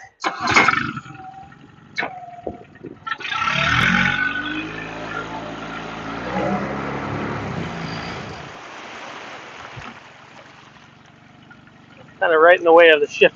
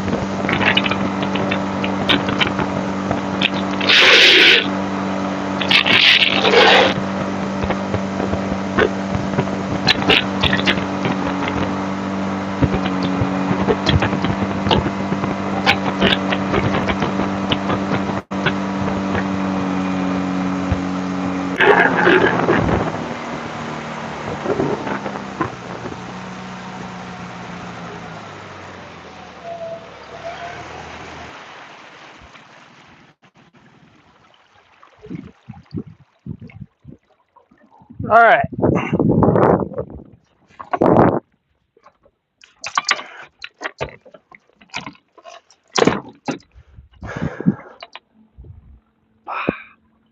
This looks kind of ugly. Current's flowing the opposite direction I figured it would be right here.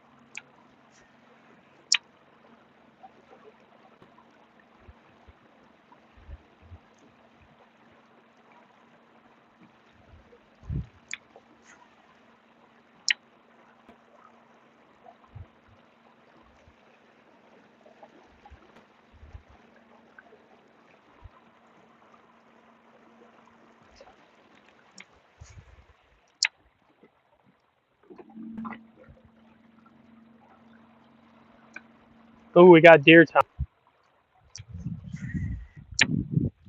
It's one of my favorite grasses to fish. Doesn't look very good though, but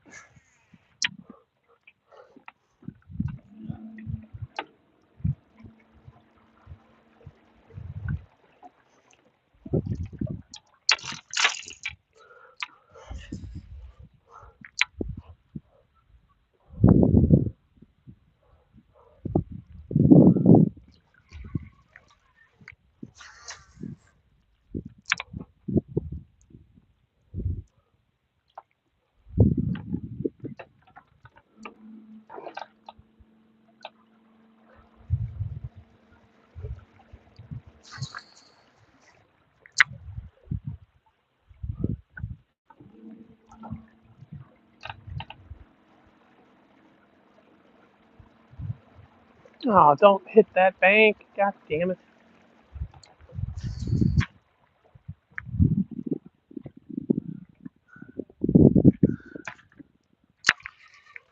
It's nothing worse than when you're about to fish a stretch and another boat like drives over it.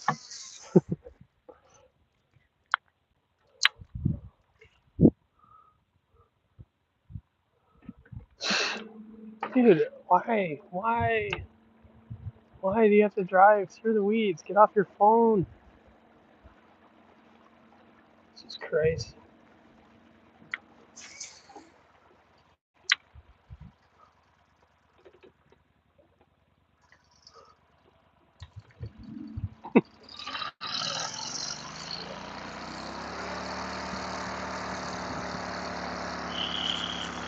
And there's the most annoying thing that exists on the planet.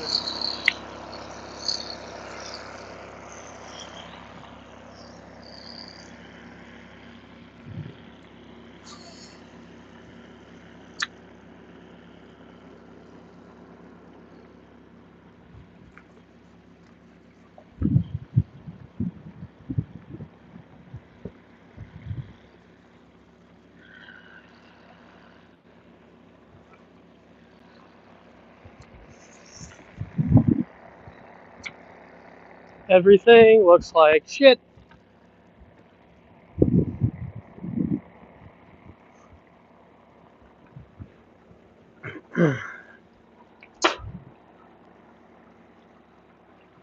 Seriously, this all looks like absolute ass.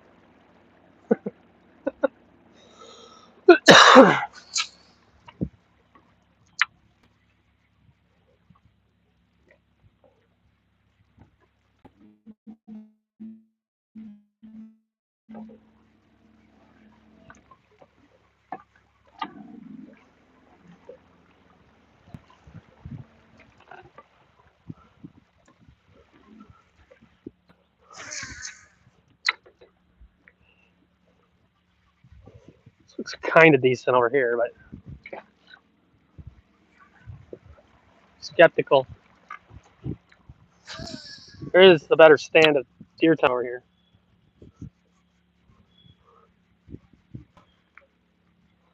you're wondering what I'm referring to as deer tongue, this is deer tongue. It's a stringy grass, long stringy grass, and it's got these petals on it. That's deer tongue. Lays on the surface, collects duckweed. It's really good for frog fishing. And there's a lot of it right here.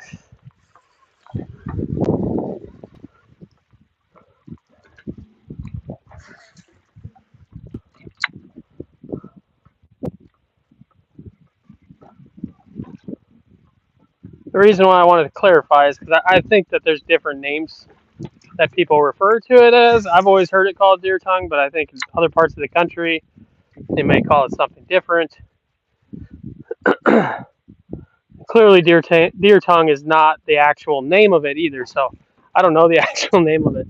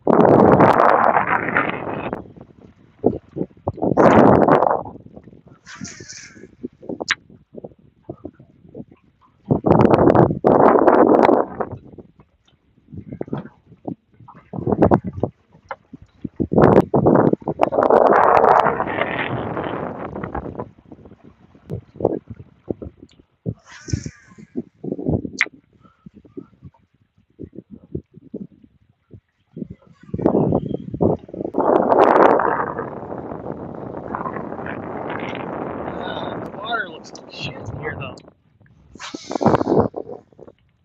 This mat out here to the right looks incredible. Perfect duckweed. That was little. Thought I was going to get whacked by my frog.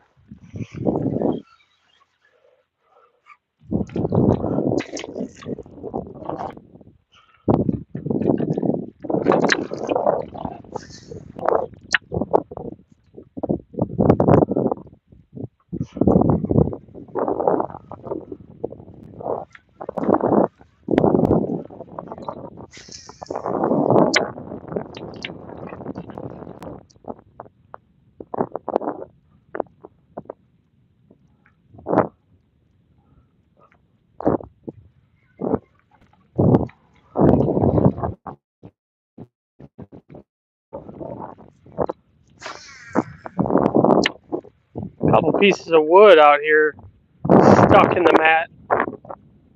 That could be good.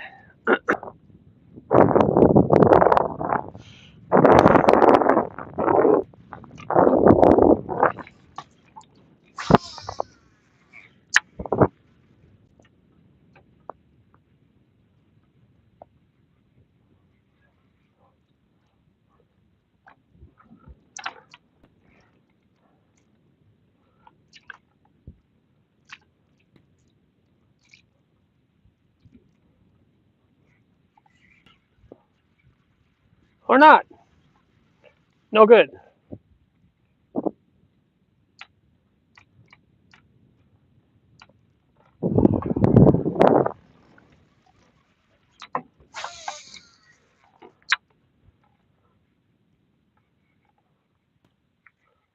Oh my god, that duckweed looks so right.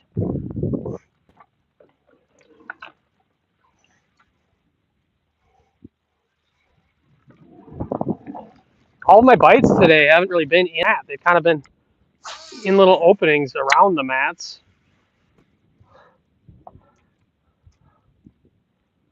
I'll catch them however they want to bite, but I really prefer them to be in the mats. it's just kind of what I'm looking for. It's not really jiving with what they're actually doing.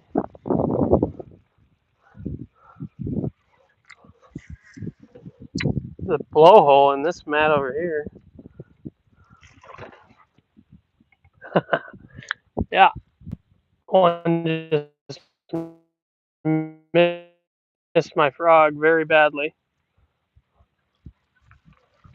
Probably with a dome mouth right there. I would have set the hook. Bastard.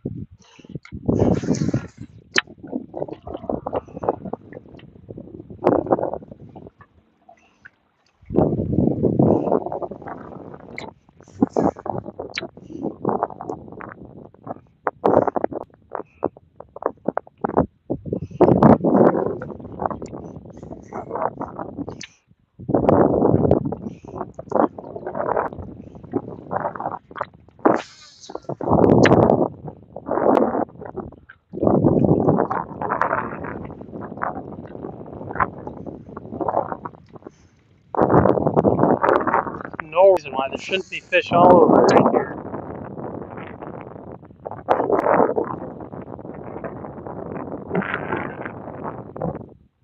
Best looking duckweed clumps I've seen all week.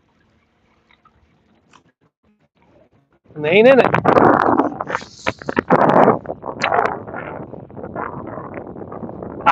At least they're not really in it. Because, yeah, I'm obviously fishing so fast that there may be fish I'm fishing over, but when you get in the zone packed in, I'm going to get some bites.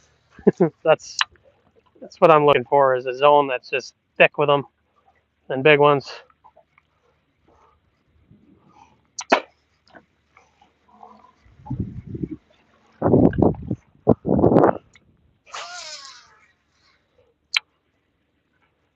That duckweed's the right color and the right consistency right there. Hopefully you guys can hear me good. I took some advice from Rich Lindgren, and I'm wearing headphones, so my headphones have a microphone that's supposed to be working. Seemed like it worked pretty decent on my last live stream, so hopefully you can hear everything I'm saying. Otherwise, it's super awkward that I'm just standing here and you can tell I'm talking to myself, but you can't hear me.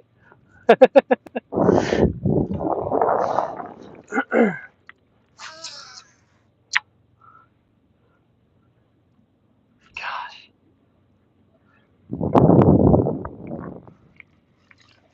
Oh, I'm burning it in and one bites it. Once again, outside the mat. That's probably what I need to start doing, is just fishing the sparse stuff.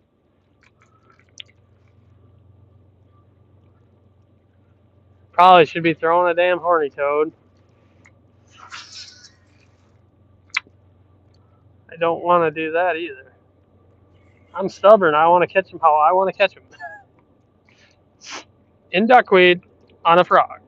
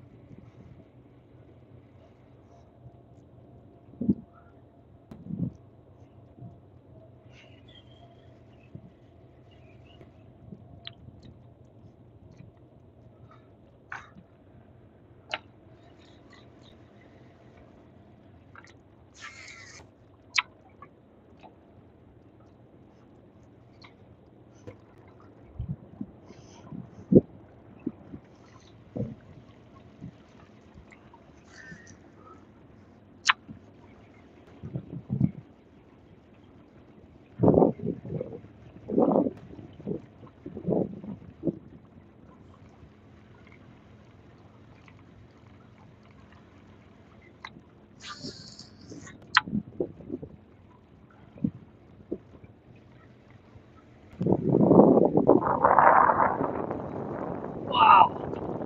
Some sort of falcon or something that's just dive bombing water over there. Dang.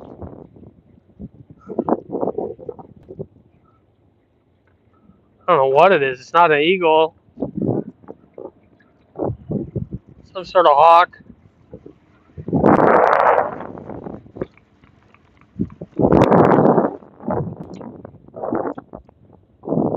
So bizarre. The current is still going backwards right here.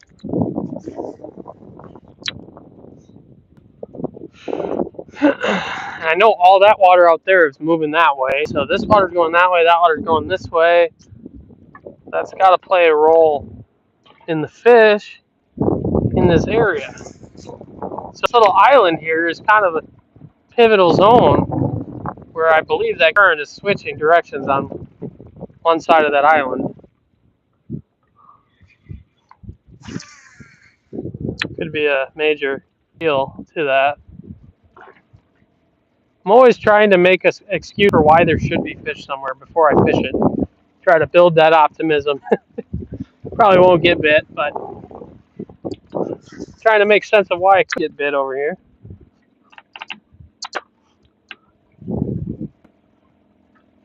It's definitely a nice corner to that grass island there.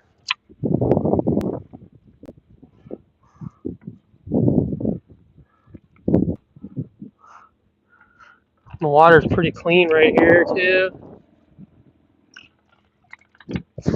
It's the cleanest water that's available in here. It's no different than what was up there, but it's that same good clarity that they've been in.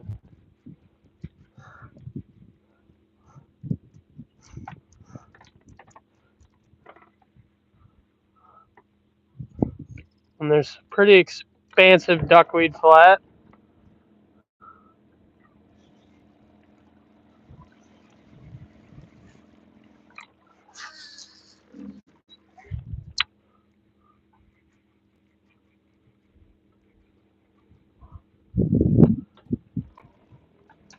I like this zone too. If I were to find them back here, it's a little bit tucked out of the way.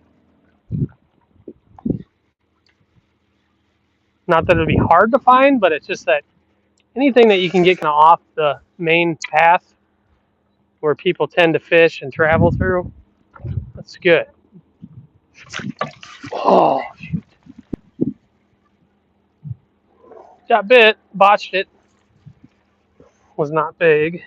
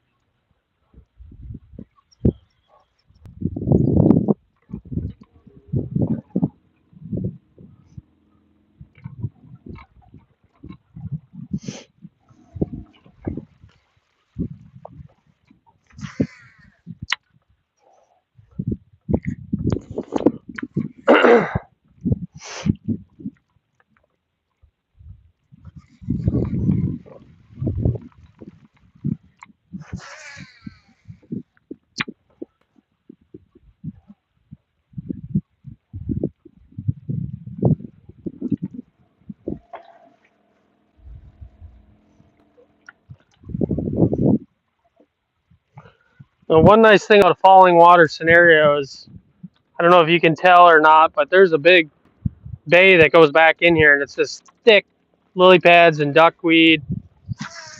You don't really have to worry about trying to get way up in that stuff right now. I'm not saying it's foolproof. I'm not saying that there can't be a school of fish back in there, but for the most part, they're not. They're coming out of that type of stuff. So in my mind, I'm always looking for statistical probabilities.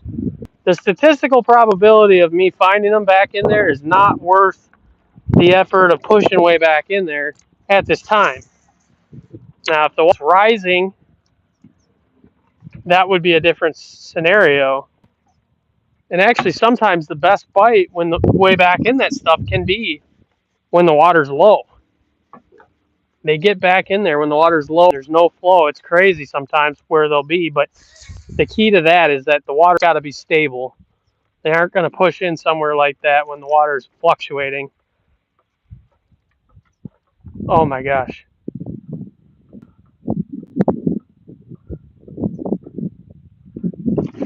Got him. He's not that big. That was an actual duckweed bite. There we go. Get out of there. Okay.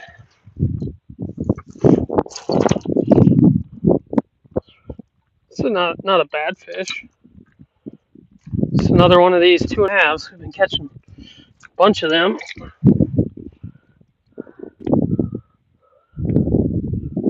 Might be a little bit bigger than one I got on the scale. Let's see. Oh yeah, it's 270.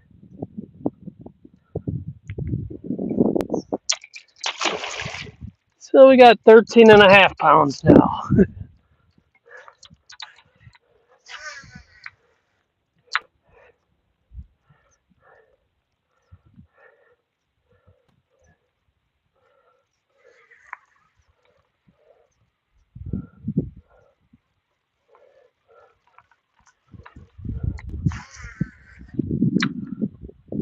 He bulged the surface like he's a big one. I was kind of reeling my frog like I've been, just kind of going sort of fast. And I was watching it, and I saw behind it, the mat kind of swelled up behind it, so I stopped it. And he just slurped at it, popped the frog up out of the water. So then I killed it, let it sit, twitched it a couple times, he came back and got it. Oh, I just had one move on it way back in there too. Right after I said, you don't need to go way back in there. But I was more referring to like going way back into that bay. They'll still be back in the mat pretty far, within reason. And I missed my mark on that. There's nothing worse than getting a roll. Oh, one's following it. There it is. Dang it. That was a 14-incher. I was going to say, there's nothing worse than getting a roll way out at the end of a long cast, and then you go throw back in there, and you can never hit it again. Which is kind of what's happening right now. And I'm reeling in, and I've got fish trying to get my bait while I'm reeling it in, so. Oh, geez. I guess we found another little zone that's got some numbers.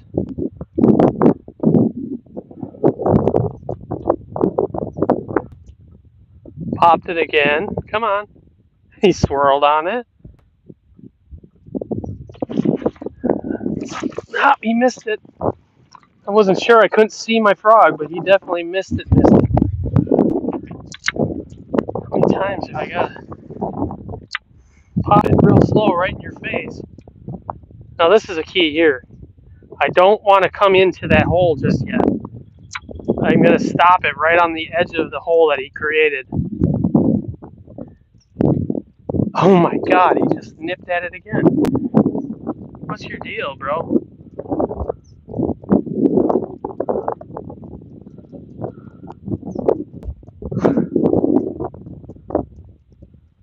It's not like it's a big one, but he might be as big as that last one.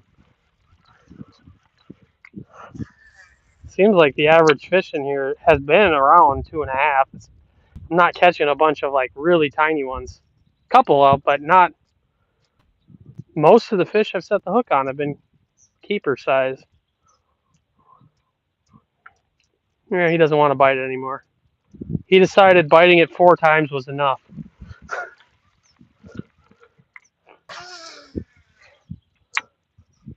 It's all right. We'll just find another one.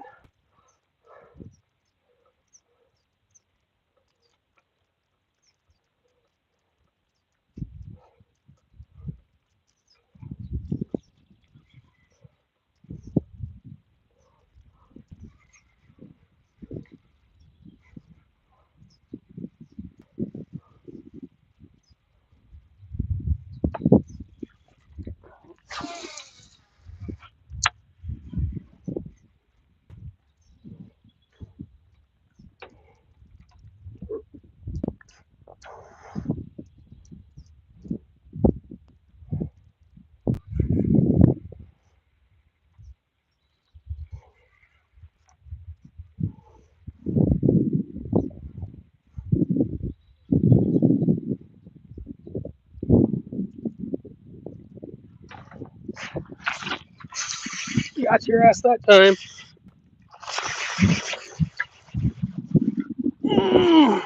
Stuck on a lily pad stem. There we go. Yeah. See, he's not that bad. Another 2.5er. Just had to mess with him.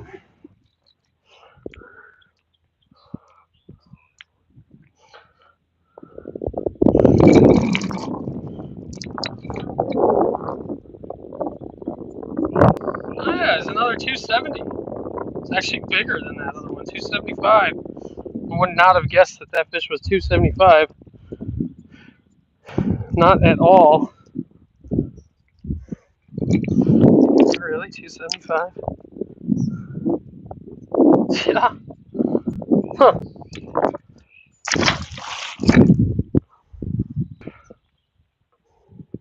It's frustrating because, like I said, it seems like they're weighing kind of heavy in here,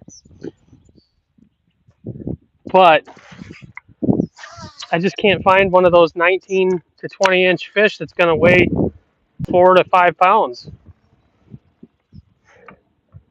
A 20-incher in here, if they're fed like these fish, is going to weigh 5.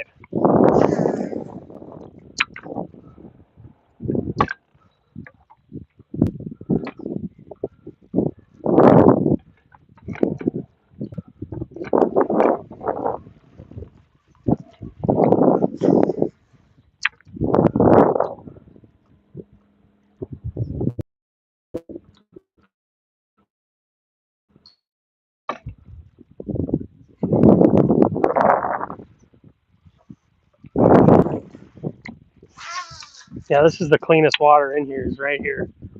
It's good coontail, duckweed, lily pads, all kinds of stuff to fish right here. Just had one swat.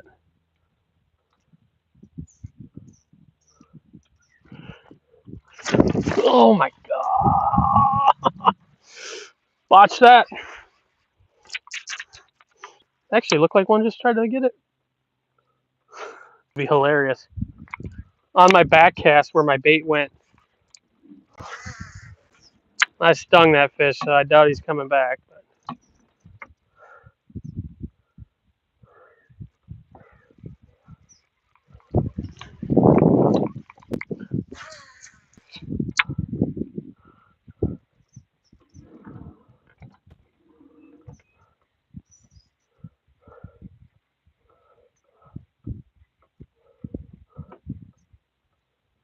But these are actual mat fish, which I appreciate.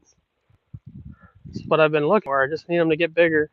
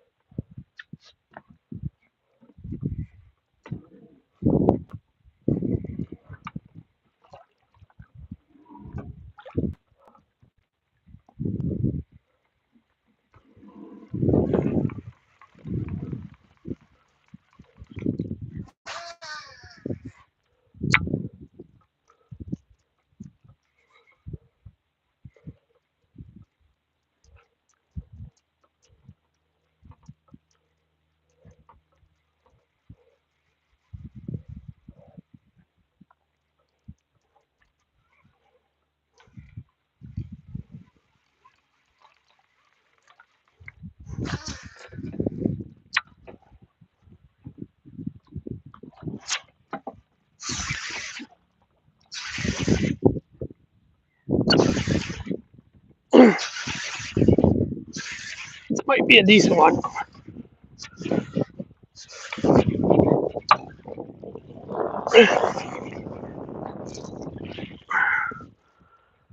Not really.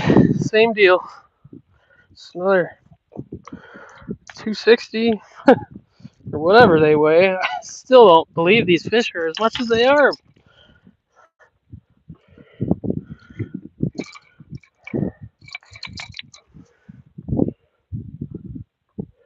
$266. Slight upgrade. Closing in on 14 pounds. So it's not like I'm having a bad day. Caught every one of them on video. I just need, this just isn't, these aren't the fish, you know what I mean? They're not the ones. Fun, but not the ones.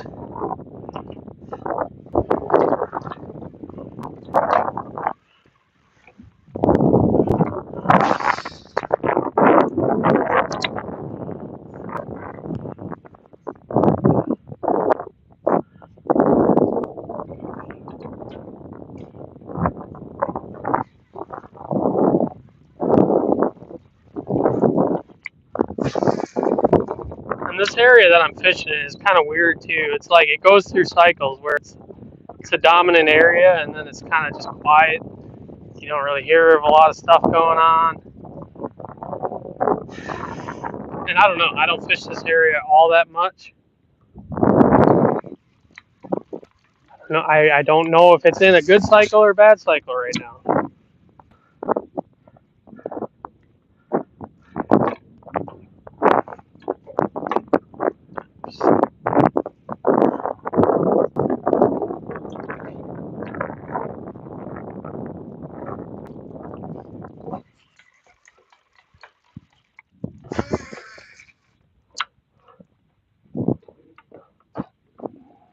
It's funny too because they're in years past. I would find an area like this and be like, all right, that's a stop. That area is plumb full of 2.5 to 2 3/4 pounders. It's a good place to go and fill your limit. It's like it wasn't that long ago that 14 pounds in late July wasn't that bad. But right now, you're not even sniffing. You're not even sniffing like half the field. You're in the bottom half of the field with 14 pounds right now.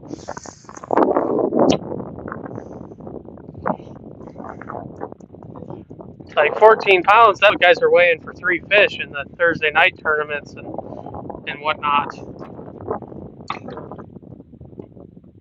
Last week it took 14 something, and the week before that it took over 15. Over a 5-pound average. I've never heard of that. Shudder to think of what their 5-fish limit must have been. It had to have been 22 pounds plus. Maybe it was 24. I don't know.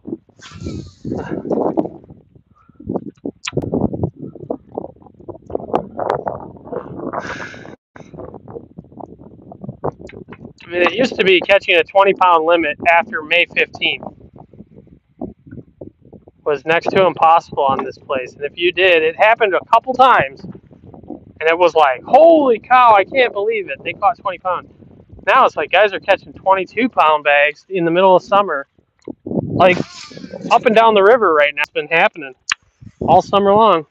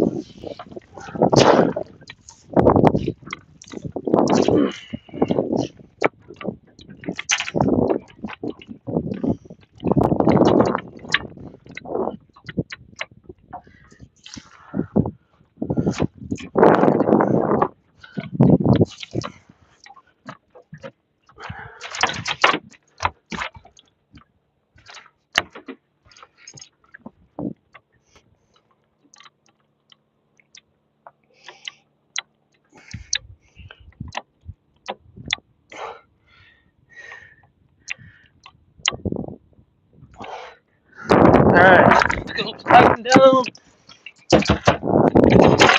Let's run to a different hole.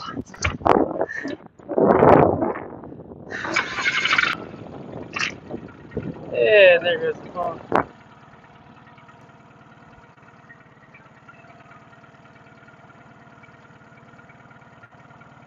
I'll read some comments quick.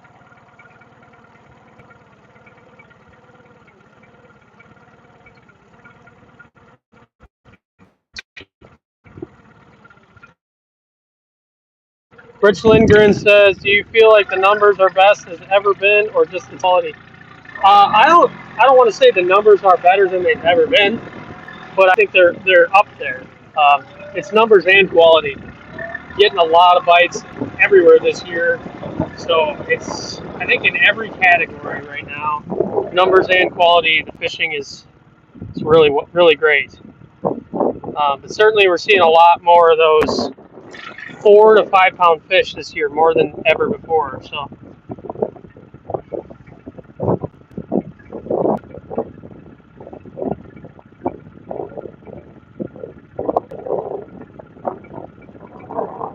I will not be fishing the Spro Frog tournament in Lansing. This is something I've never done, and I'd love to someday, but summer's busy. My audio's good. Thanks, Easy Turbo. I appreciate that. Like the feedback. And yeah, blood motors. All right, we're gonna run to a spot here. Got to get some weeds off my motor first.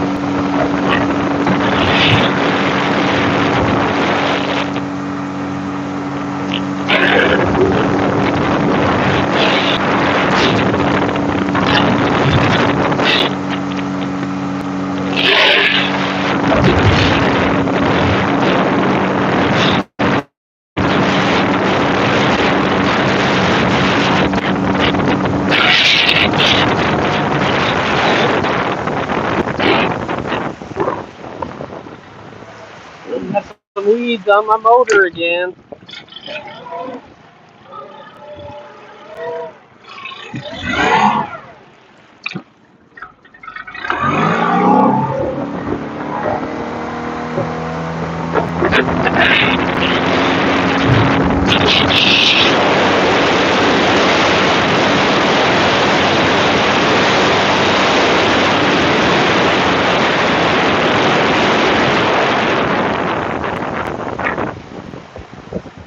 All right, we got some current here, so we're gonna change up tactics a little bit. Try to get this thing set back up again. My streaming setup is not legit at all, but it's what I got. It's what you get. I'm not putting a bunch of money into trying to be some YouTuber guy, but hopefully you can at least get some value out of my content.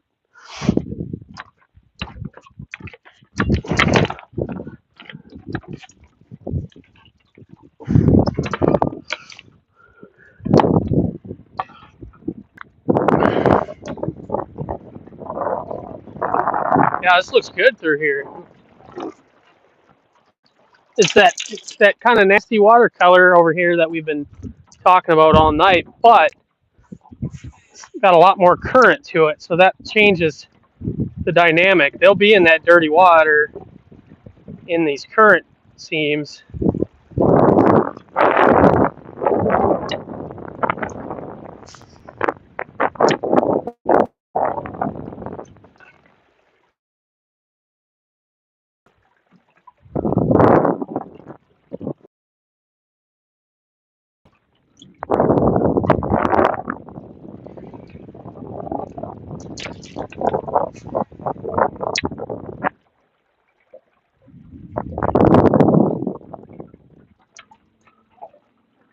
I feel like I need to be over there though.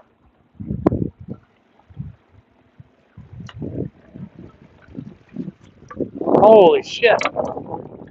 Yeah, it's dirt shallow right here. This is sand drop.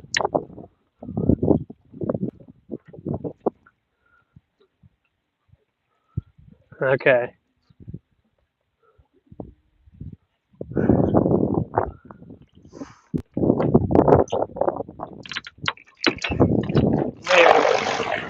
May even catch some smallmouth in here, honestly.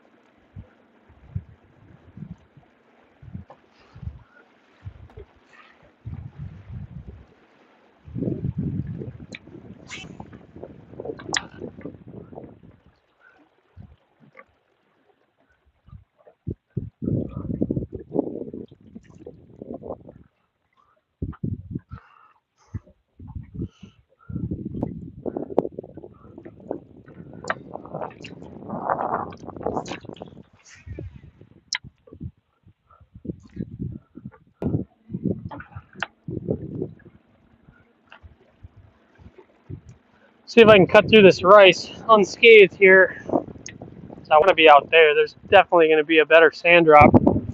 Yeah. Yeah, the rice is in the sand drop. Oh,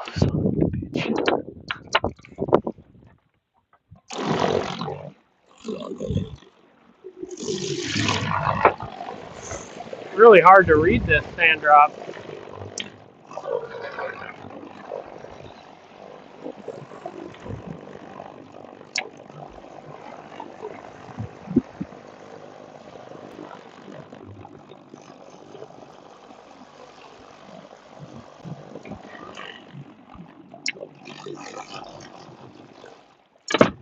Kind of leaning towards just getting the hell off of this.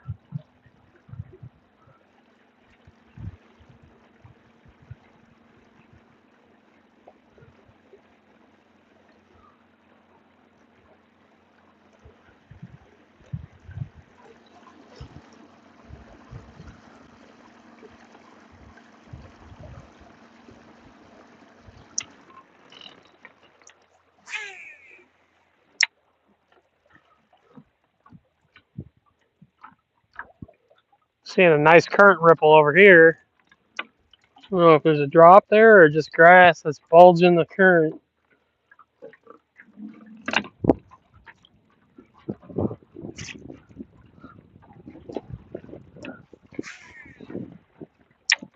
I think it's grass. Yeah, it's grass. Some shitty looking eelgrass.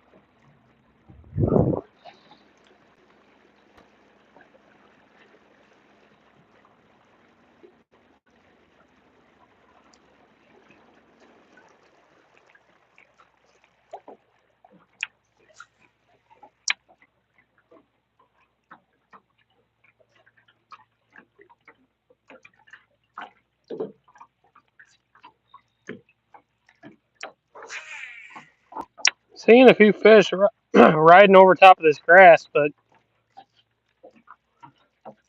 I don't think they're bass.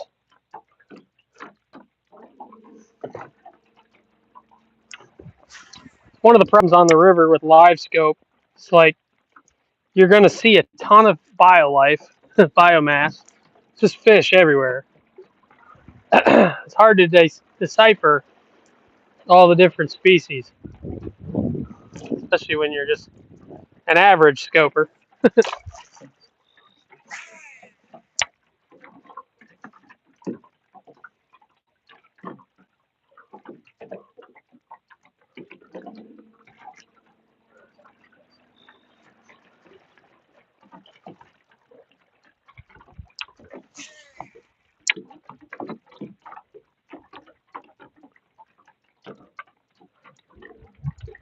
There should be a couple bites here at somewhere in this area.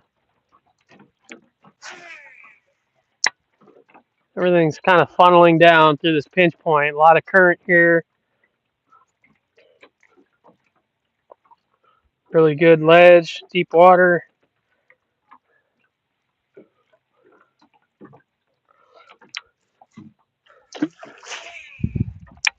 Ooh, there's a mud line here too. I'm right on it right now.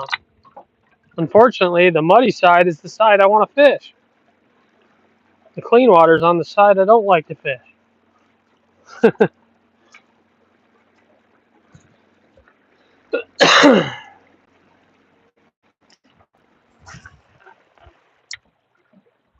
Well, now it's muddy on both sides. There's just clean water through the middle. Huh, that's even weirder.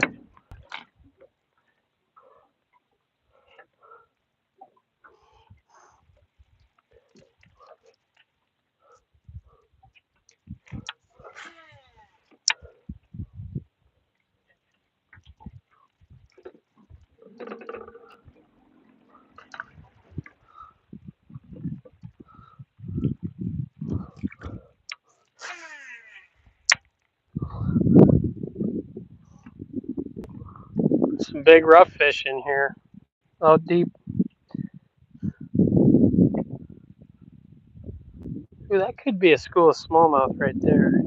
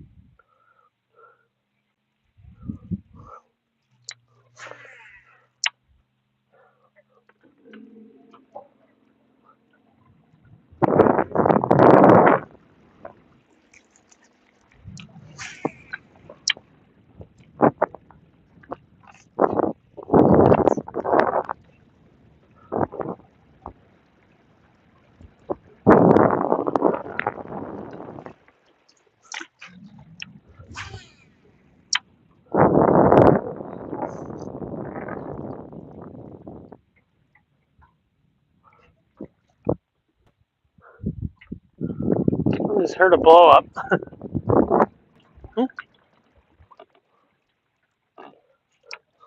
Got tapped right there too.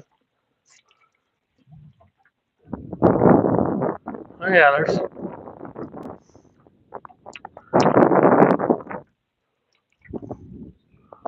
few fish on this ledge.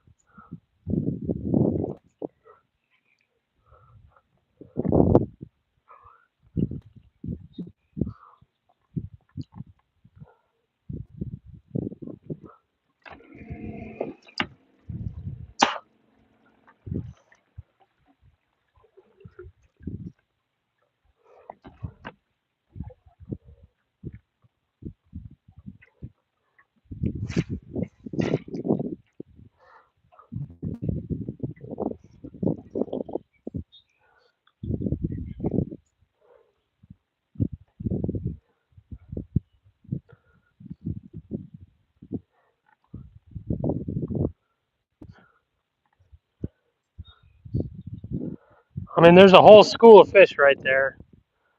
I don't know what they are.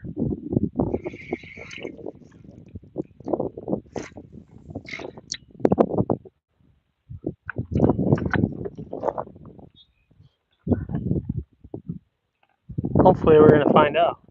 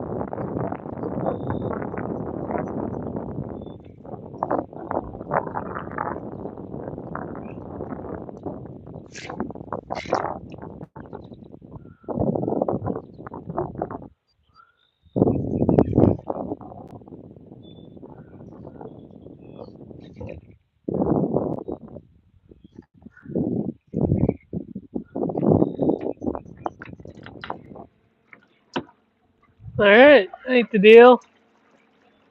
Ah.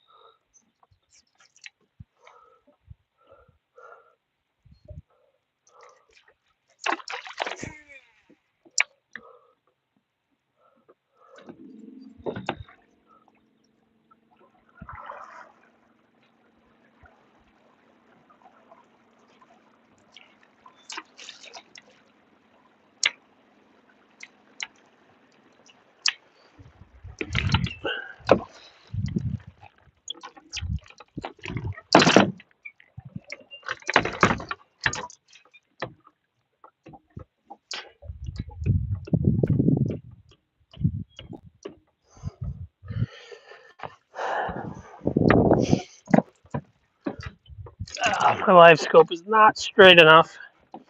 Couldn't see my bait at all. Need to get that figured out.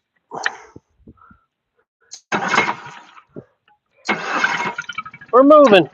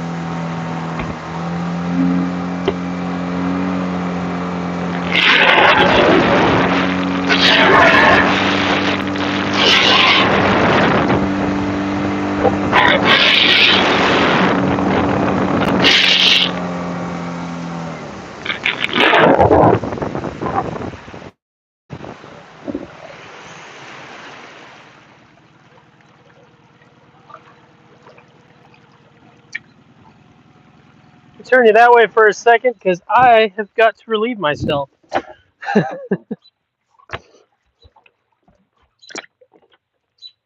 area looks decent up here. Pretty stagnant.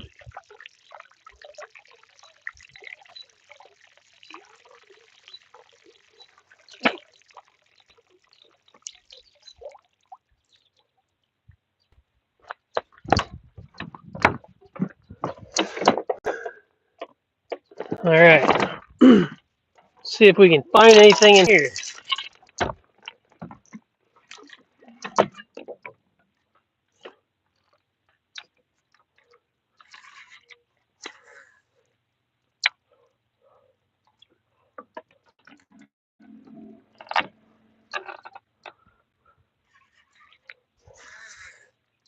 Like I said, there ain't any current in here, but the watercolor is decent. There's some duckweed. Depth is good. And I suspect that this would have been a possible sanctuary for the fish when the water was super high a couple weeks ago. Oh, there's a little baby bass chasing my bait, so that's good. Life up here. But as the water's dropping, I don't think they're going to be in any hurry to leave this because there's enough depth in here. I think they can kind of be residential in this cut that I'm in.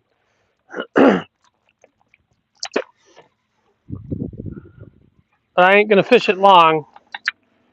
Just going to go for a couple 100 yards here and see if I get bit.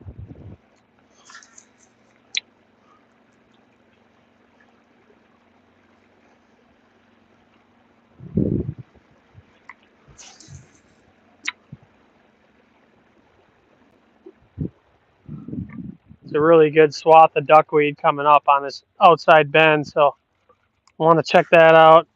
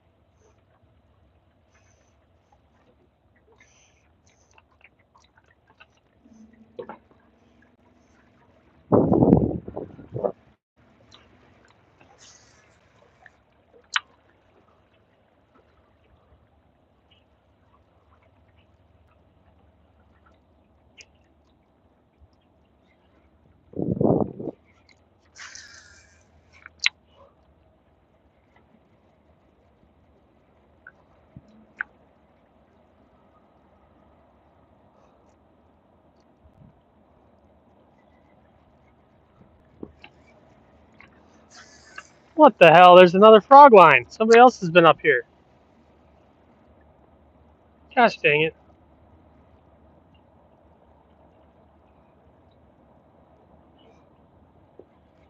Oh yeah, this whole thing is just dotted up with frog lines.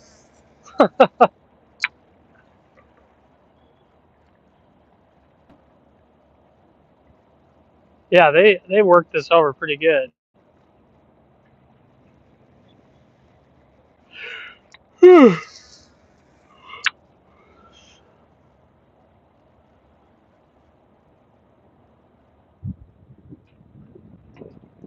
I don't like it at all. It's terrible. This looks like shit. That's usually about the moment you catch like a 5-pounder and you're like, what the hell? Now, if I was like down on pool 9 or something, I would fish this. But where I'm at right now, this isn't the kind of water I want to be in.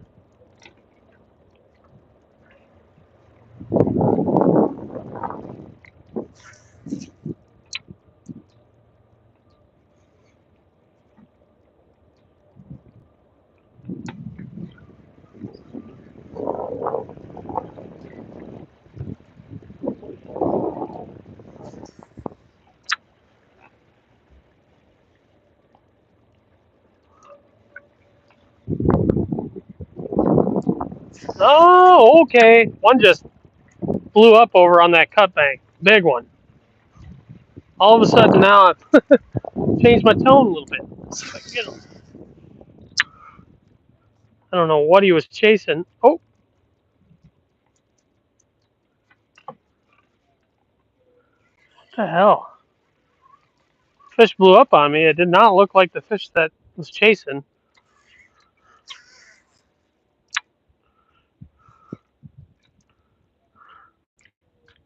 Oh, come on. Gosh. Is that a smallmouth or something?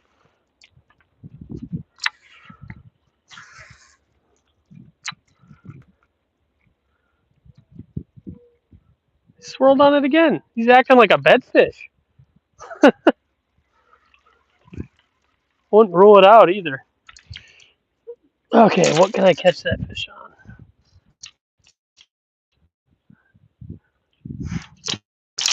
I mean, why not a jig head in a minnow?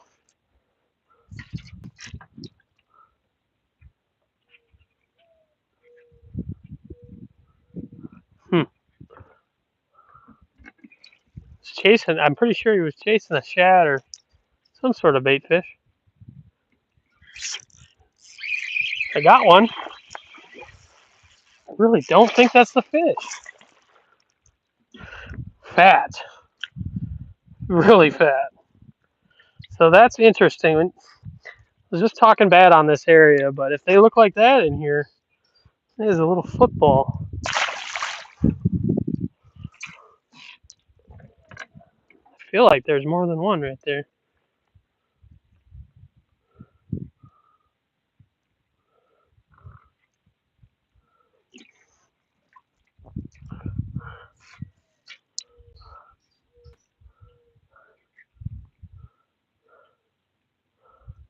Huh.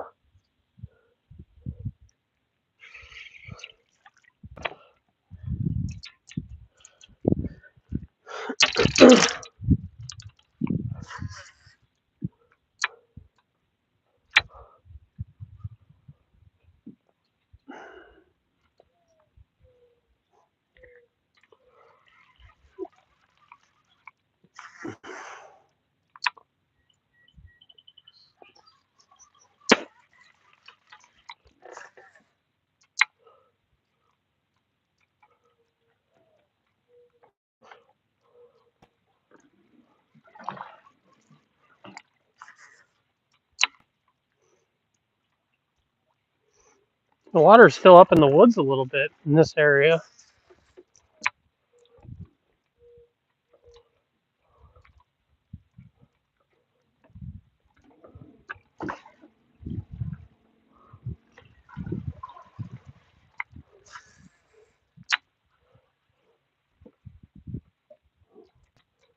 I'm seeing bait fish now. It's a good thing.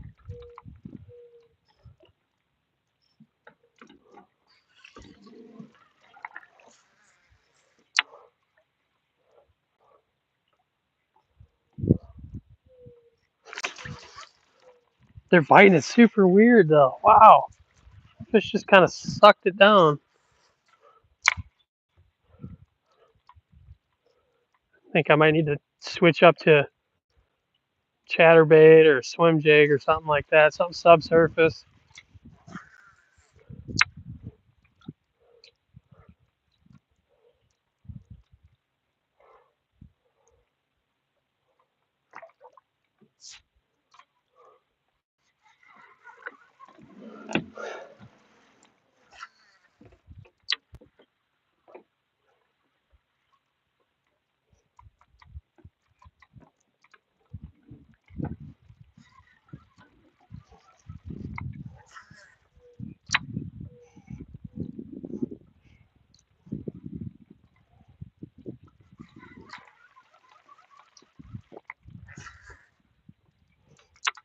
There's got to be a bite right there. Come on.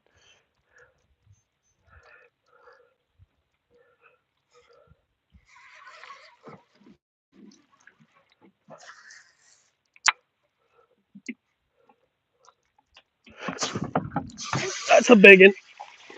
Well, decent one. Ah, dang it. I thought it was a big one, but he's built just like the last one. Super fat. Ah, I thought it was a 4 pounder when he came out.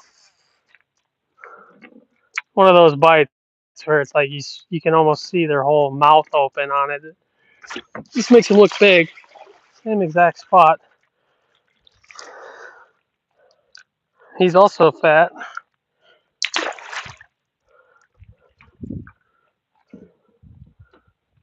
Like they were healthy in the last place, but these fish are really healthy back here.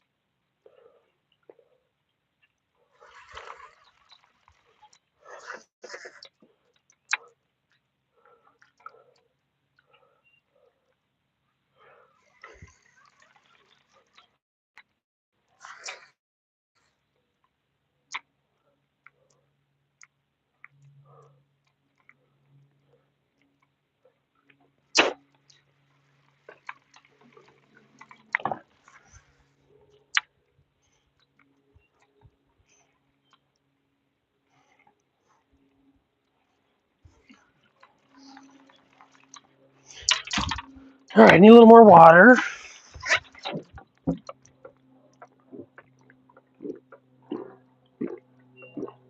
If you haven't figured it out yet, gallon jugs from Quick Trip are the deal.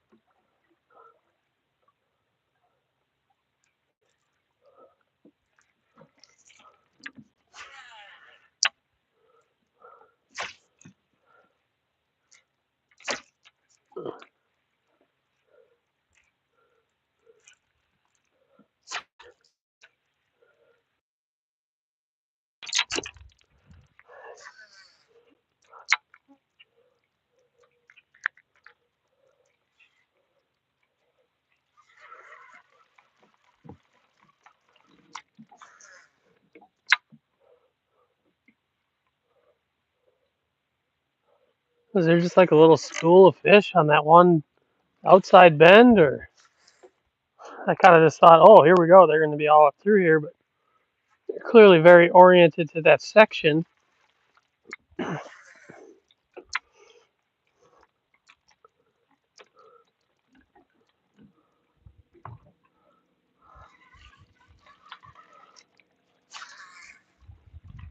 Luckily, there's another outside bend forthcoming here. See if we can duplicate that deal.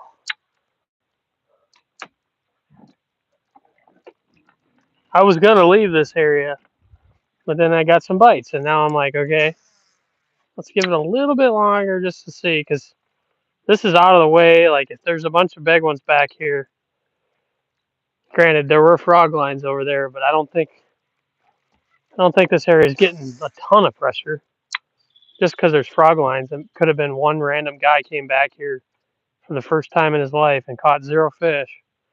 So if there's a bunch of big ones back here, we'll come in the tournament. I'm saying, not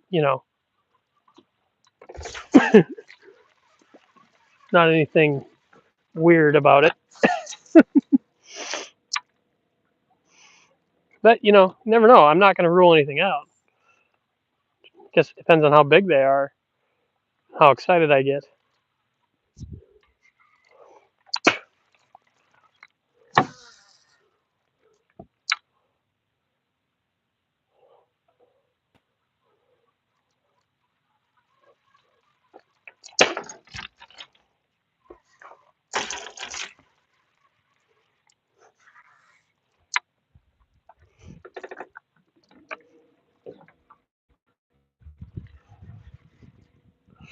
Interesting. We've got two paths, divergent pathways here. I don't know which way to go. I think it might just be literally a little island in the middle of all this. It's interesting. I don't think I've ever actually been in here where I'm at right now. I think I've been in here up to where I caught those fish, and that's about the furthest I've gone. So last time I came in here, it was junk.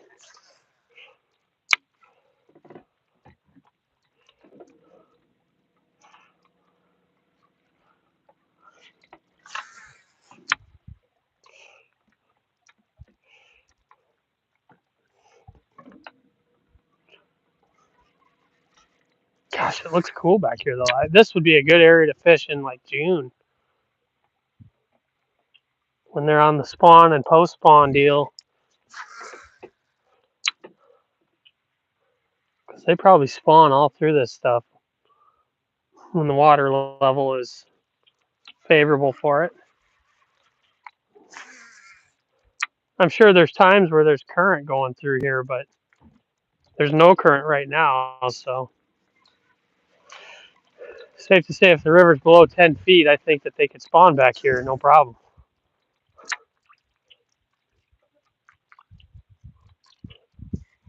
And I'm sure they do.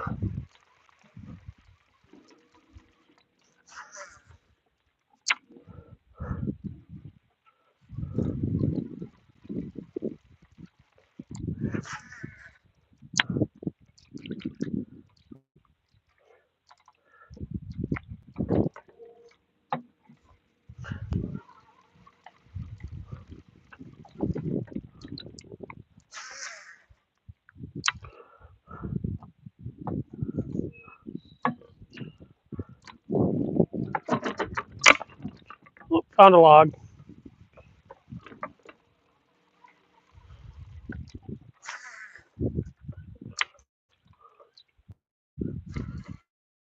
So we're kind of at that weird juncture now where it's like, when do you determine when you should turn around? Because I haven't had a bite since I got away from that one little stretch. There's bluegill up here, lots of bluegill.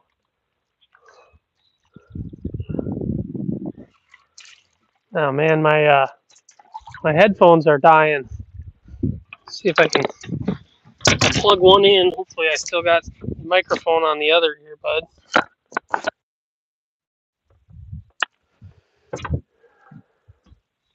All right, did I lose my audio or are we good? Somebody comment if you're still listening.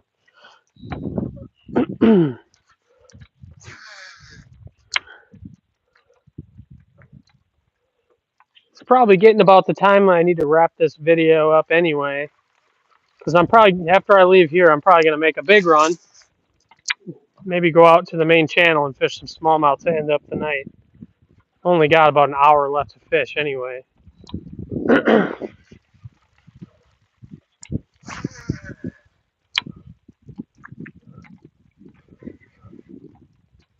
But it's been fun. I mean, we caught a lot of fish, tons of fish tonight. I don't know, we probably caught 25, most of them keepers. Maybe not that many. That might be ambitious, but I'd say at least 20.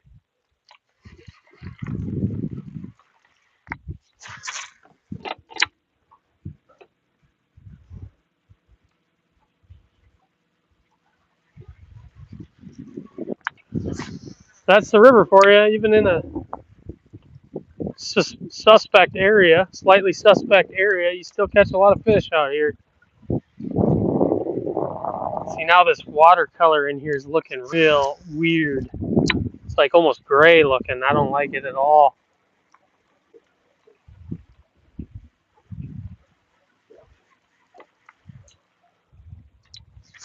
I mean, whatever, there's still bluegills swirling around everywhere, so there's life in here, but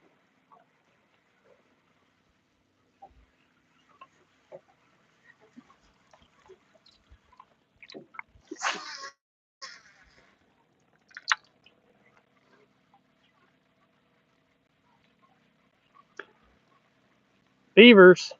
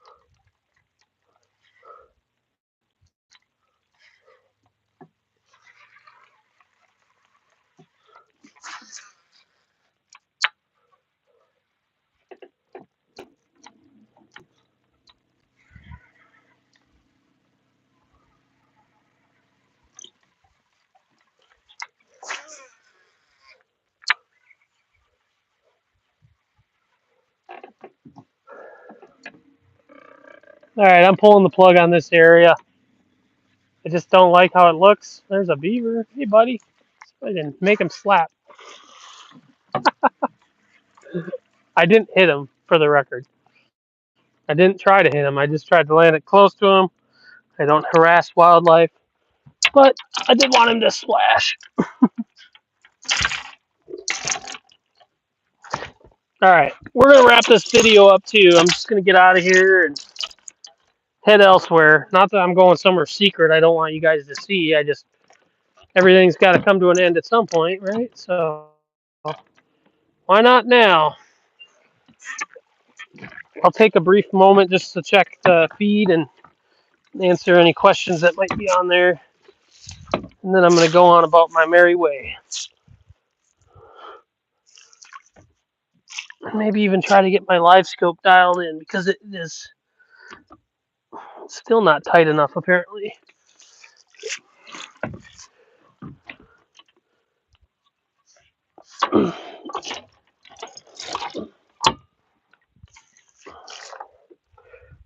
I got a 32 transducer on this boat and a 34 on my bass boat. But for St. Clair, I put them both on the bass boat just in case I would need it, and I didn't.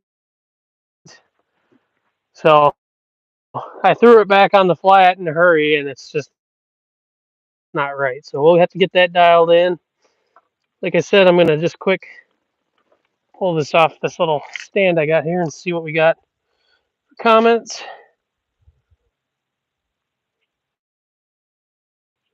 Turbo asked if I have a jack plate. Would I recommend one for flat bottom boat? I do not have a jack plate on my flat, and I don't think it's necessary. As long as you got a short shaft motor, you're good. I get along just fine with my 25 Yamaha. But yeah, if you got a long shaft, then I guess maybe I would consider getting one of those. They're a pretty cool product. I would maybe consider looking at those for a flat bottom situation. Let's see what else we got here. Where'd they go? There we go.